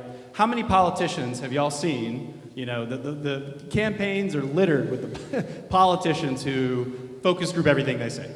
And I think it's critically important for us to be transparent that way. The second thing is the reality that this economy is broken, it is rigged, and every year it gets worse. It used to be, I mean, we had marginal federal tax rates that were above 50%, way above 50% before Reagan, for the highest earners. And what we are entering right now is a gilded age, where as people have done more and more, you know, the Republican legislature has done more and more tax cuts for the rich, and there's been a wider swath of inequality that has existed in this country. You know, we talk about home ownership and wait till your 30s, your 40s to own a home. We are creating classes of people economically where there is no mobility anymore. That's not America. We talk about the American dream. If it means something, then it means we have to restore the conditions where people go to technical school, go to a 4-year undergrad, and believe that they can actually rise up the ranks, that they can afford a home, and maybe not be a billionaire, but at least own a home and be able to provide for kids you want to have and go on vacations and see your family. I mean, most Americans are not asking for very much. And I think the youth vote, there are a lot of people who, gentlemen talk about climate change, have basically become fatalistic and nihilistic, thinking climate change is inevitable. They're not going to do anything. I'm not going to be able to own a home. I'm not going to be able to do anything except work these wage jobs, multiple jobs sometimes, for the rest of my life. And people have fallen into this sense of apathy and moving into online spaces and other places to feel like an escape from reality. We have a crisis, an absolute crisis, to your point, in youth. And when you look at turnout numbers for elections, what do they tell you? That exact story. Why would I go vote if these politicians are not going to do anything for me? So I would like to see a two-pronged approach. One, let's say what we mean. Let's just say exactly what we're thinking. Let's not hide from the reality that things are this broken and that we do need a new deal of some kind, similar to what happened after the Gilded Age broke our economy and we had dumb Smoot-Hawley tariffs, and you know the echoes of history are strong right now. We need a new, fundamentally different way of thinking about the American economy and how workers participate in it and our support for those workers. So that's my answer on the youth question. Second part, how are you guys going to go about handling the incoming student debt crisis and the growing anti-intellectualism in my generation? I think these are fantastic questions. The question was, how are you going to handle the student debt crisis and growing anti-intellectualism in the United States? What I would say is, you know, obviously President Biden tried to take some executive actions to take action on student debt. I think even if some of those don't stick, they move the ball forward politically so that people start thinking about education as a right, education as a way to invest in the economy and not just something. It's not like a consumer good. Getting a degree should not be like getting a car that you have to make payments on because it only benefits you. And the reason they're different is our education system benefits all of us. We all benefit when somebody gets a degree and provides a useful skill and contributes to their economy. So we have to fundamentally reshape that philosophy. And so I think we are moving in the direction of demanding that student debt be thought of completely differently from an economic standpoint. It's just not the consumer good that it has been sold to us for generations as. And I think if enough people have that mindset shift, the same way we talk about healthcare being a right, that we need to move in the direction of not thinking about it as something you purchase in a market, this like any other good, because it's not. It's a broken market also. It's not a real market. It's market failure. So it's a philosophical change. And then the question about anti-intellectualism is this. This gets a little real. This gets a little beyond partisan politics. We all have the world at our fingertips when we have our cell phones out. But we also have our own egos at our fingertips. And the algorithms exploit our egos every single day. The algorithms are programmed to show us and tell us exactly what we all want to hear. And so we have a crisis of intellectual humility in this country where everybody thinks they've always got the answers to anything. Just Google it. And also, my expert said XYZ, therefore it must be right. So we are at a real crisis when it comes to intellectual curiosity and the ability to be humble about what we know and what we don't, the ability to go find answers from our extended community and to trust the people who have no reason to defraud us, who have spent their lives specializing in the fields that they specialize in. I mean, we put everything at the CDC that you could imagine. The FOIA team, rapid response to disease prevention. Some of that stuff, to your point, it's not just mean, it's not just cruel, it's stupid. Yes. It celebrates ignorance. We have an HHS secretary I mentioned already tonight who is going to do a 4-year campaign to basically sow distrust and undermine public trust in the efficacy and the safety of vaccines. Why do you think we haven't had childhood disease at the level that we've had it? For 100 years. Because vaccines work. But to your point, this is about public speech and debate. This is about awareness. And so, again, like a lot of the answers tonight, we don't have the hard, here's exactly what we will do in the next 20 days policy-wise. But we have got to learn how to tell the American story in a fundamentally different way, from student debt and the economy and how it's stacked against people, all the way to a new belief in American science and institutions and greatness. This country can be great, but we are not going to borrow some outmoded fake ideal of what greatness is that harkens back to white supremacy and a bunch of other ills. We are here tonight, and this is to me why I do this job, because I want to work with you and everybody else in writing a new story of American greatness that starts with young people, veterans, everyone in this room raising their voices and saying, what we're doing is not good enough, we got to write something new. Thank you. Thank you.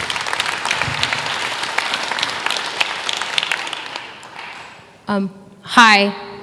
I'm here because I'm a first-generation American whose parents escaped and lived through the Khmer Rouge regime in Cambodia. So they came here as refugees. They raised me to never take for granted the freedoms that were allowed in this country. However, today, they are among the family and friends I've lost due to this administration's disinformation campaign. And this kind of touches on the last question that you answered. Do the Democrats have a messaging strategy to sort of bring back those people that we've lost? Yes.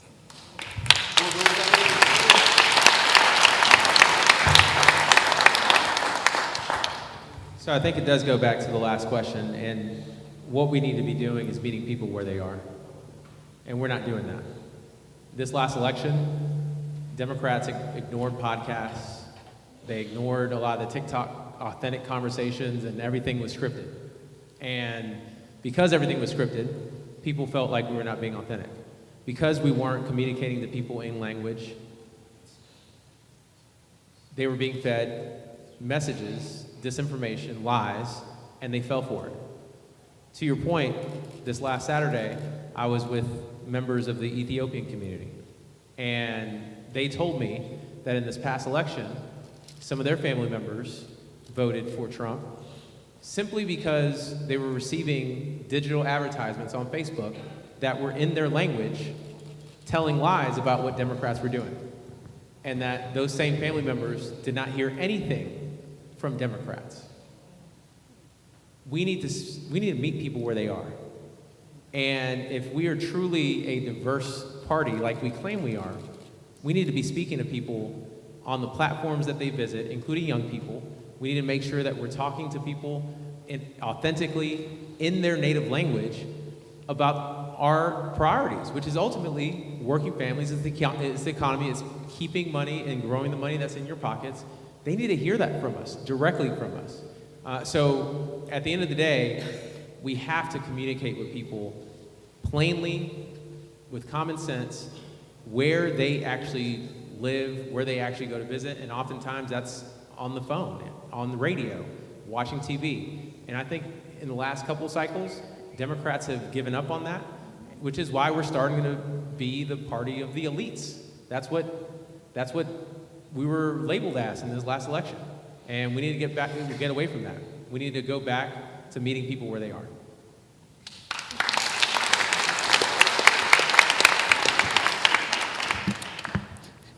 Thank you for being here. I think the common theme that I've been hearing at this town hall has been people feel unrepresented or underrepresented in our government. It's nice that we're talking about meeting people and being authentic, but it seems like here with congressional elections, state house, state senate, we're going to all feel unrepresented again when the polls close and the votes are counted. I believe it's time we have electoral reform and that we should push towards proportional representation. So that this is not all we have, just coming here and speaking, that we actually have a seat at the table.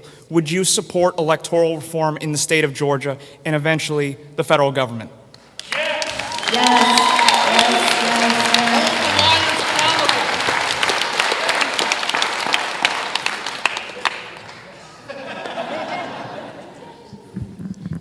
Let's see here if I get this high enough. All right.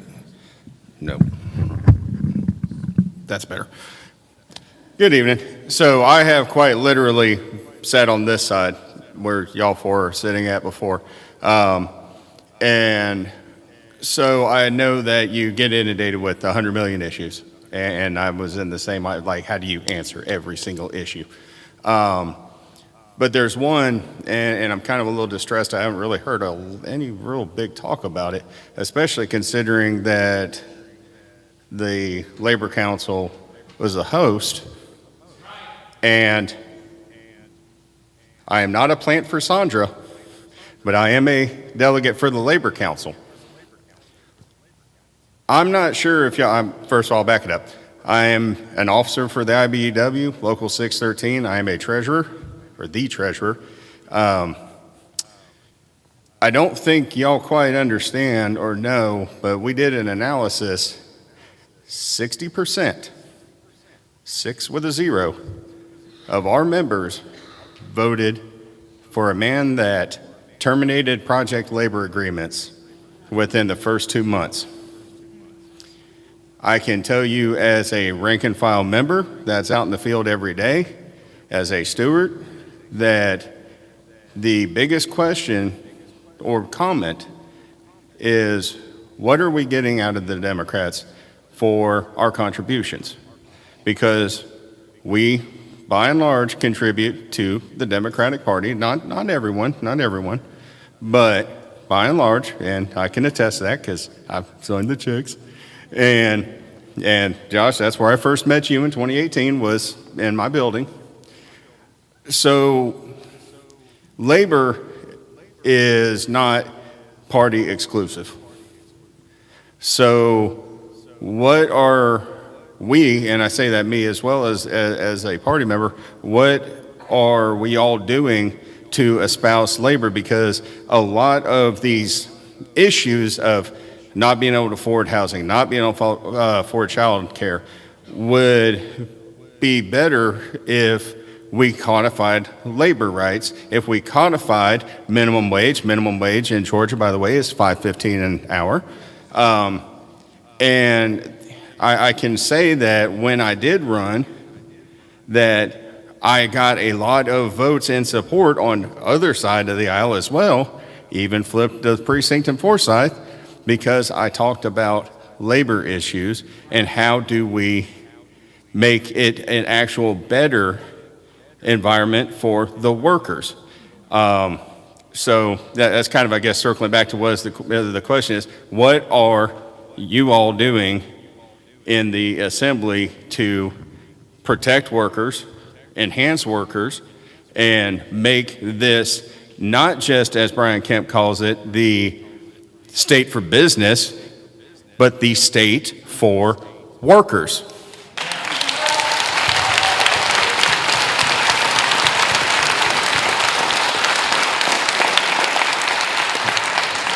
I was about to say, Josh, I've already heard it from you. I mean, I think there are a lot of things that we've been working hard to try to do in the Georgia General Assembly. Bills to increase to living wages statewide have been introduced. I co-sponsored a bill that would have given incentives for businesses, creating a pact for businesses who agreed to pay all of their workers living wages, not just minimum, not just increasing, but paying and motivating them to do those things. We are also making sure that, again, we fought really hard to try to get Medicaid expansion. Still working on that. We have legislation to continue to try to expand the type of people in terms of the work requirement to be eligible just for the basic healthcare needs. We stood in solidarity with our union partners. I hate to keep going back to, but I do think it is fundamental. Diversity, equity, inclusion have been programs for the past 30, 40 years that have been put into place to ensure that more people have accessible opportunities to all kinds of jobs, to all kinds of training, to all kinds of education to make sure that we can all show up and do the meaningful work that you are talking about. This comes to life in every single aspect of the work that we are doing, whether it is taking a look at what our insurance companies are doing to prohibit our access to benefits through unions. We're also taking a look at, as we said, so many of these big businesses get huge abatements. What kind of accountability? What kind of lens and scrutiny are they under? I'm on the Budget and Fiscal Affairs Committee. Some things that we're doing that you might not know behind the scenes. We've all talked about what's happening at the federal level in terms of dismantling programs. Well, we had our very own Georgia DOGE bill. You're not hearing about it because we stopped it. And would have effectively done every single thing that we've been talking about here to destroy and dismantle all of those institutions that are working to support working people. We are going to continue to see those things coming down the path. Everything from public health, vaccines. We just saw in Cobb County alone, $400 million cut in vaccines for seniors. That affects all of our families. We've been working really hard to make sure that all of our retirement benefits are not invested into cryptocurrency, right? Yeah. So that all of the hard work that you have been doing and your colleagues and all of us have been doing are not put in jeopardy because of what's happening at the federal level. As we think about these issues, I know there are a lot of questions about very granular specific bills. But many of us have already talked about at the strategic level, what we are doing is making sure that every single one of these, and there are thousands of pieces of legislation that get put in front of us, that we have teams of people who are researching and understanding every single way that this will impact the workers in the state of Georgia. And I can guarantee you that we're doing every single possible thing in every single one of those late night committee meetings, backroom planning meetings, and votes to make sure that we are stopping those things that are eroding all of the union work that we've worked so hard to progress forward and put forward here in Georgia. And real quick, on a personal note, if y'all can work to get right to work as a ballot initiative for the people to vote on, because we're not going to wait on y'all, so we can do it like Missouri did. I would support that. I'm a little smaller than the prior speaker. So I want to first make a request. So it's not a question. I just want to say it out loud. When we think about messaging, in my professional life, I am an efficiency expert, and so I help companies be more efficient. And I have been laid off myself, and I have been part of a team that decides that to be more efficient and make the business organization stronger, we also have to lay people off. And so what I saw happening with DOGE hurt my heart, because those people who we used to call civil servants and treat as heroes just 5 years ago were called fraudulent and criminal and all kinds of horrible things. And so just my request is, when we message this as Democrats, that we remember that history of civil service and that we use that in our terminology.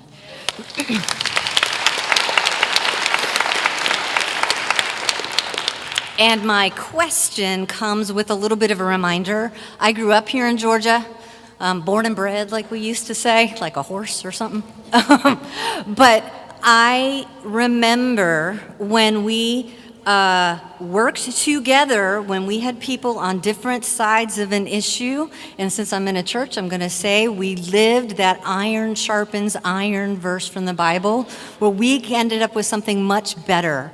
And I have children who went to pre-K and I have children who went to college because we learned from states who were creative and used a lottery to raise funds for education. But what we learned and where that iron sharpened iron worked was because we didn't want the money to disappear like happened in other states and fall into corruption, which I think is the big underlying story. When I talk to my friends on the other side of the aisle, they think it's all corruption, they're all corrupt.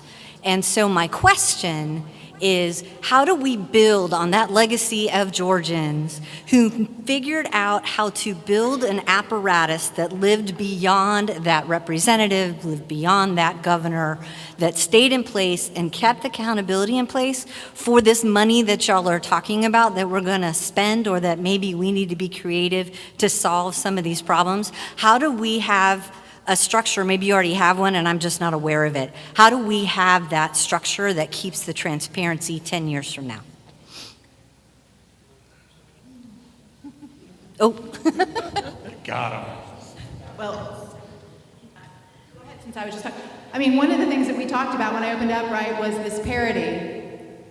I mean, we have a system right now where electeds show up, we are elected, and we come down to the Gold Dome.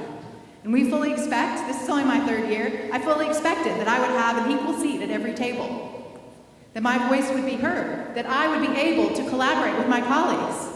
I've worked in the private sector most of my career, and I can tell you I would never have said, half of our employees never come to another meeting. We don't need to hear from you. We got it. We would be doing exactly the opposite. We would be saying, I want to hear diverse perspectives. To your point exactly, iron sharpens iron, that's my mother's, one of her favorite verses. Because that's how we get really good creative thinking, challenging each other, coming up with ideas from agriculture, from a technology background, from an educational background. Right now, the majority leadership in Georgia and at the federal level are prohibiting that. And I think that's constitutionally wrong and actually not legal in the state of Georgia.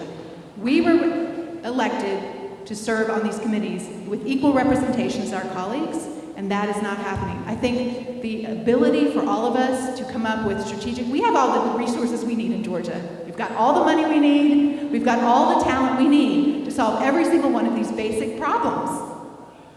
The problem is we don't have the will in the majority party right now to actually show up and have those courageous conversations. I'm on 3 committees, my colleagues are often on 12.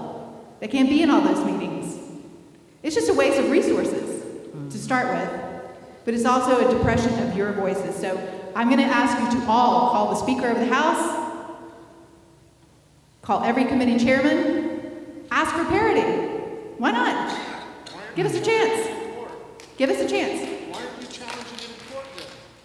Why aren't we challenging it in court? We all do have many lawsuits in court. Yes, that's a great idea for that particular case. Yes, great idea. Thank you. Anyone else?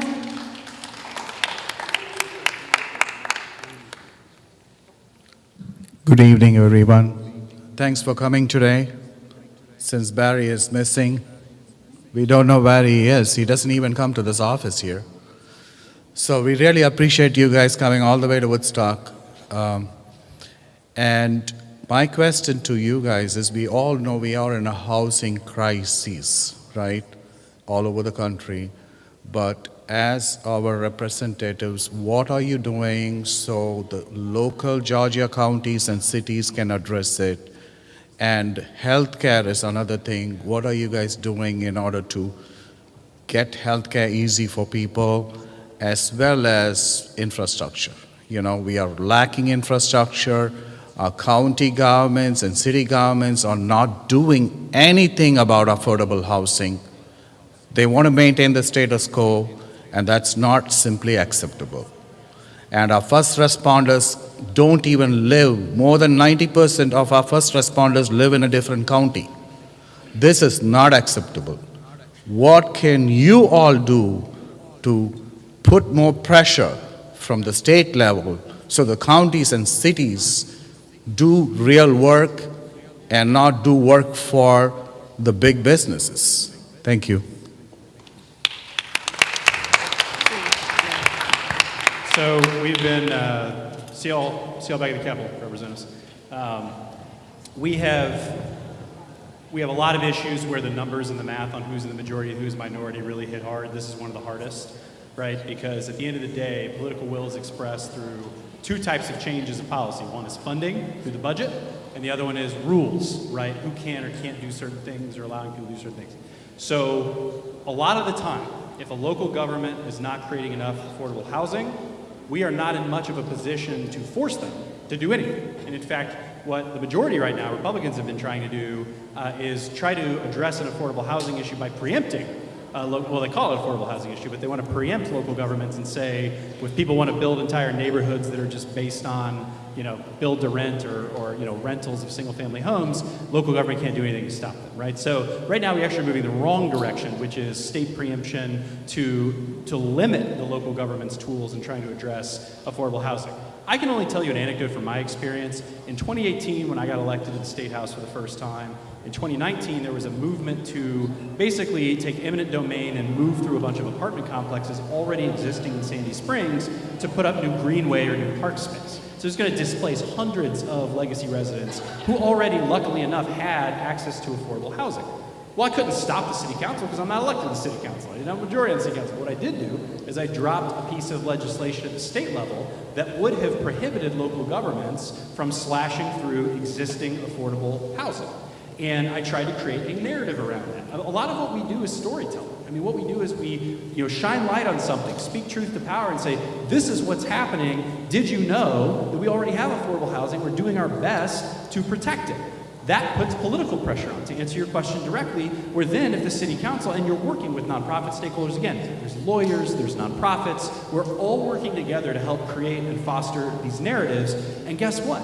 That policy never happened in Sandy Springs, right? There's the Christopher Nolan movie Tenet has a quote, sometimes the bomb that changes the world is one that doesn't go off. So a lot of what you don't see often at the Capitol is backroom conversations or efforts that we make to pressure people not to do things that are as bad as they want to. And boy, I wish that like a little cherub descended with a trumpet and told the AJC every time that happened so that we could show people that we are making those efforts. But people don't want just performance from us. People want us to do things, and so I'm always hesitant to do things just because I think somebody will look at it and say, oh, that's great that you're trying that. And a lot of times I will not file bills if I think they're just going to come off as purely performative. But in some cases, I do want to file legislation to put a marker in the sand and say to a city government, to any government, please don't do what you're thinking about doing, because if you do, we're going to sound the alarm, we're going to talk about it, and you will have a political problem on your hands. So there's a direct answer to that question. Thank you. Good evening, everyone. I don't really have a question for the panelists. I want to thank them because I asked each and every one of them to come and they were all receptive. So now I'm going to turn around and say this to you.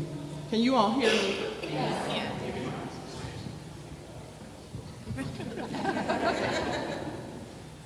Tonight, I heard a lot of good comments. This lady was very passionate. But let me tell you what I didn't hear. And I, as a black woman over 60, represent one of the most consistent voting blocs in this country.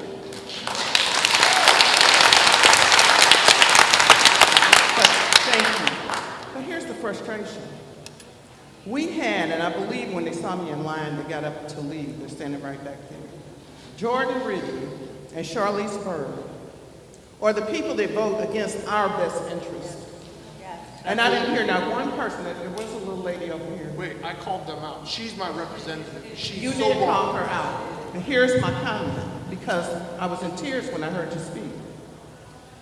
We cannot have them be comfortable enough to sit in our meeting and not pose a question, why do you vote against your constituents' interests? These people behind me are in the minority. So every time their bills get stripped and other language is put in the bill, is that right? Often. But the two people that sat there, and I thought that was really bold, but that's great, because when I get up here, I'm gonna ask them a question.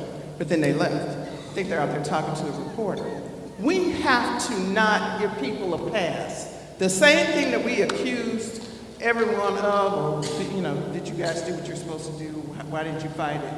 We gave two people sitting right here a pass. So if they can't bring Loudermilk, then we need to set a date for them to come back and answer hard questions, right? So again, thank you for allowing me to speak to you, because I also live here in Woodstock. I'd make a suggestion, next time that happens, make them sit up there. And then we can address them too, because it was something we didn't, like, after the. I agree, I'm not the chair, I'm the second vice president, that's David.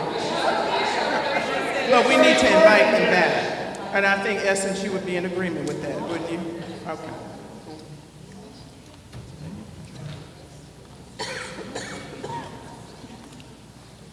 Yeah, good evening. While we were sitting here, Associated Press published a story. There is a plan for the U.S. Army to furnish 6,600 soldiers and 50 helicopters for you-know-who's birthday parade. Now, my question is, and I don't know if the Reverend is still here or not, but we're all fighting an enemy who believes that rendering unto Caesar is the same thing as rendering unto the Lord. Now, we're sitting in a house of worship, and I think that's something to think about, because every policy, every speech, every action, every inaction goes to that. How can we fight that enemy?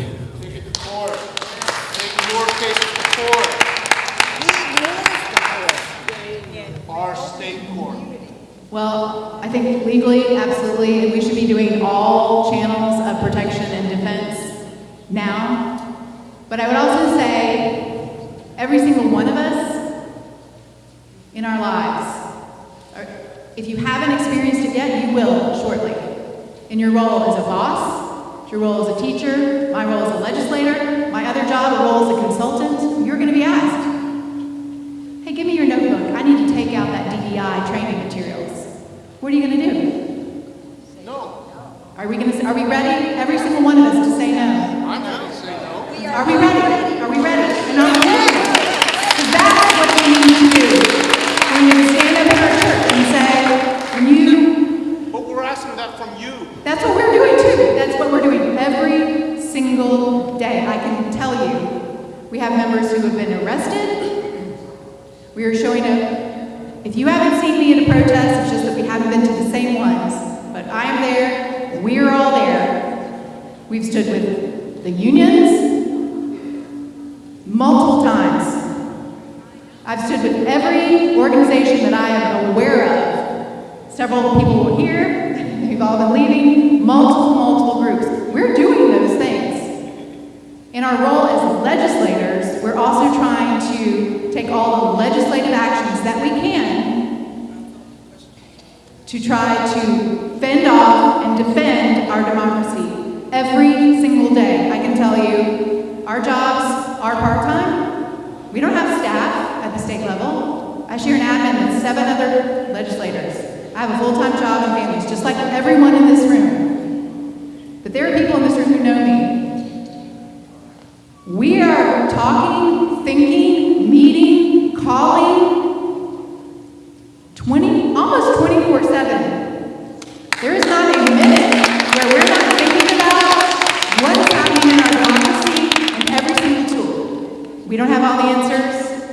I'm open, we are all open to ideas. So please keep them coming, whether it's a lawsuit idea, an event, an action. And I can guarantee you, when we stand up and when we get arrested, we have folks who have just been helping folks here, right? We need you all to be ready. You need more social media.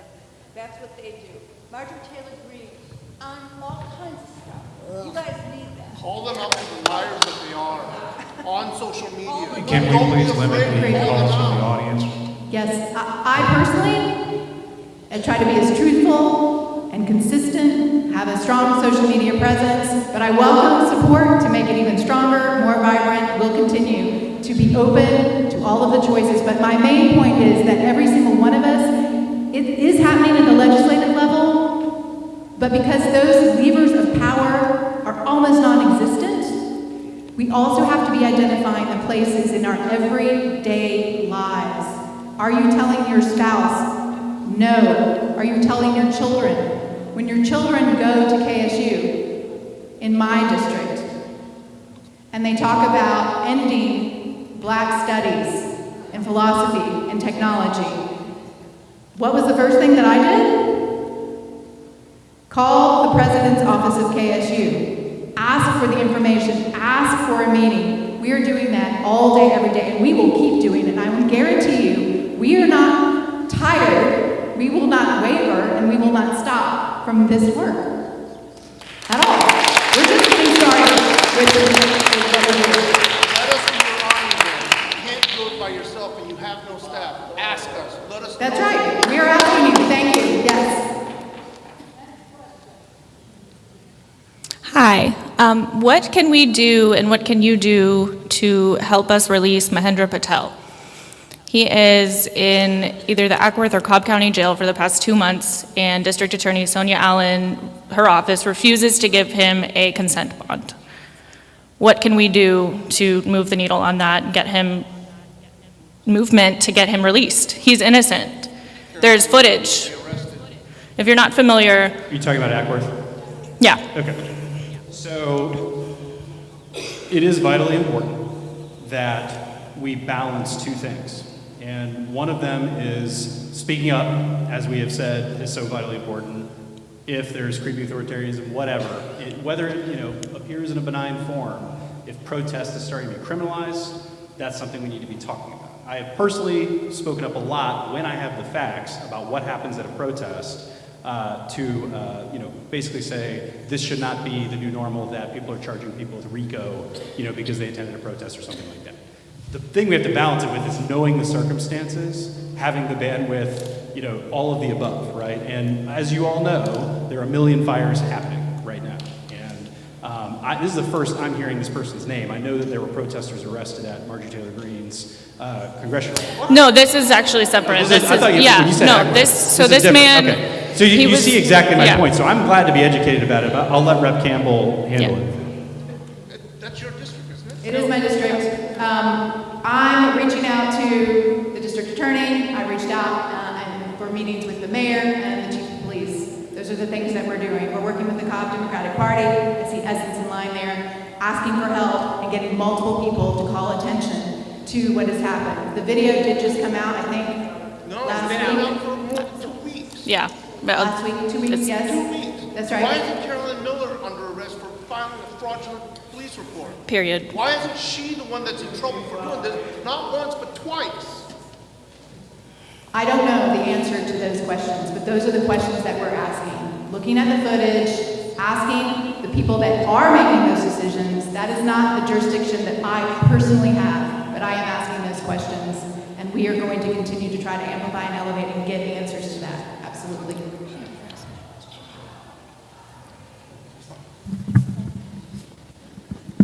I'm short.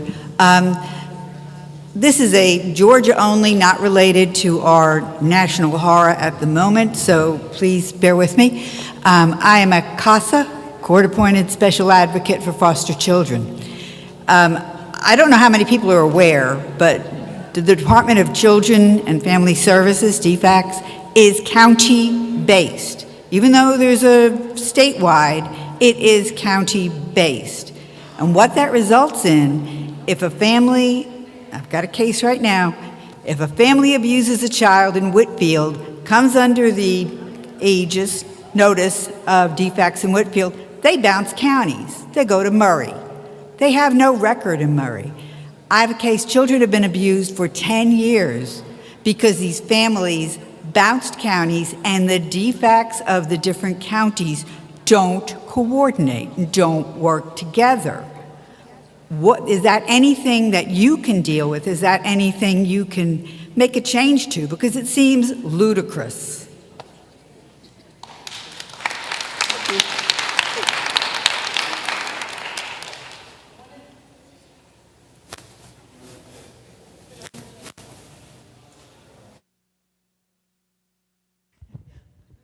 One of the changes that was implemented this year was packaged within the school safety bill, but there is funding and a strategy to create more cohesive databases of information that are shared county to county, with school district to school district, with counselors, and with our mental health community. So I hope that that's going to require ongoing investment in order to build the type of technology that would facilitate and enable the type of communication and sharing that you're talking about, with the right protections for privacy for our family members as well. So that is one way that I think hopefully we'll see some increased communication there to eliminate that gap that you just described, which is absolutely critical.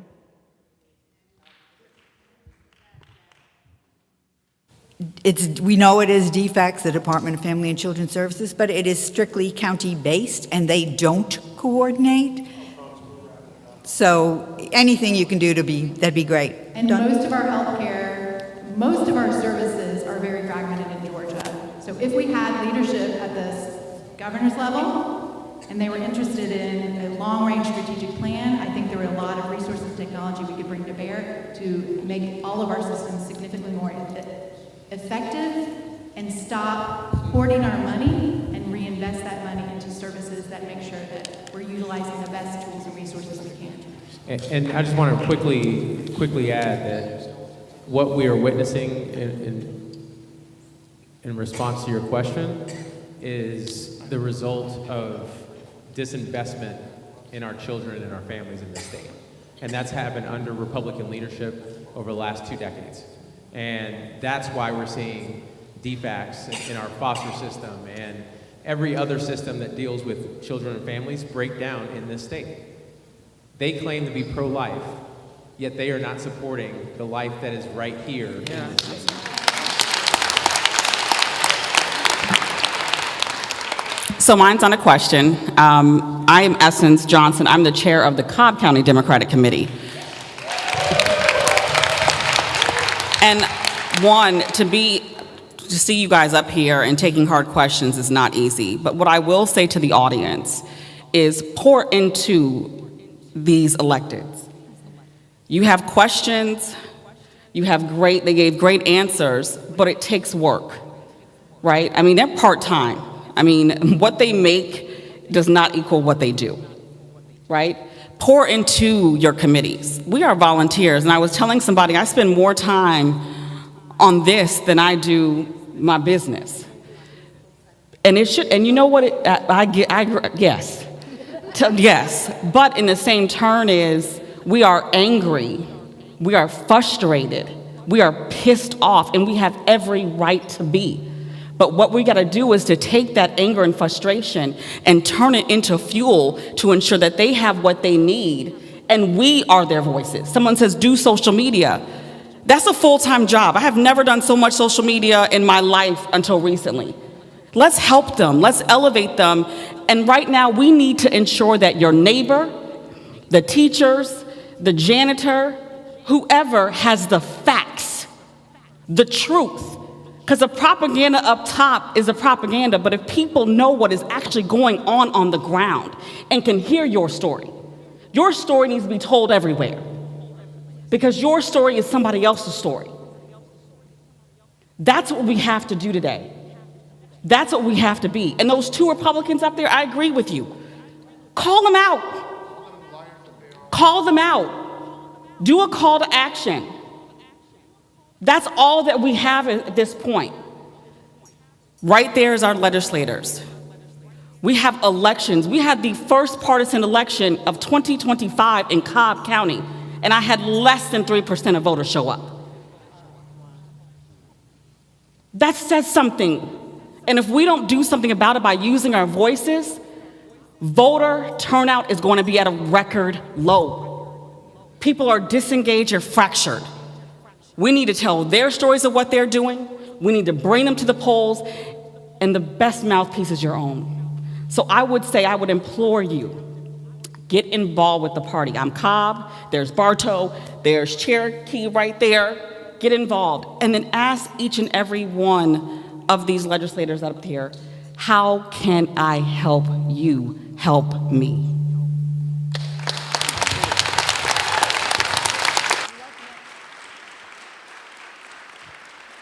We got to give a shout out to Essence. Essence, you know we love you, and you've given me a little opportunity. This seems like a perfect time to plug that I think it's episode 8 of my Instagram show with Representative Rua Roman. Should be dropping tonight if it hasn't already. What's on Fire, check it out. But it'll certainly be up by tomorrow. So yes, sir, we are out here, and we are trying our best, and we appreciate Essence's support.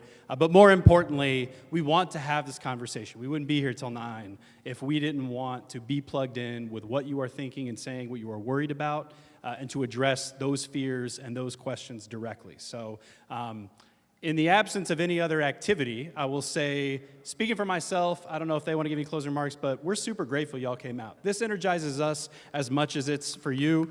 And you know, you've got folks from multiple counties here tonight who are here to make this statement. This is a statewide effort. This is a national effort to reclaim our democracy, to get rid of the absurdity and the nightmare that's happening in every way possible. And we're with you in the fight. So thank you again so much.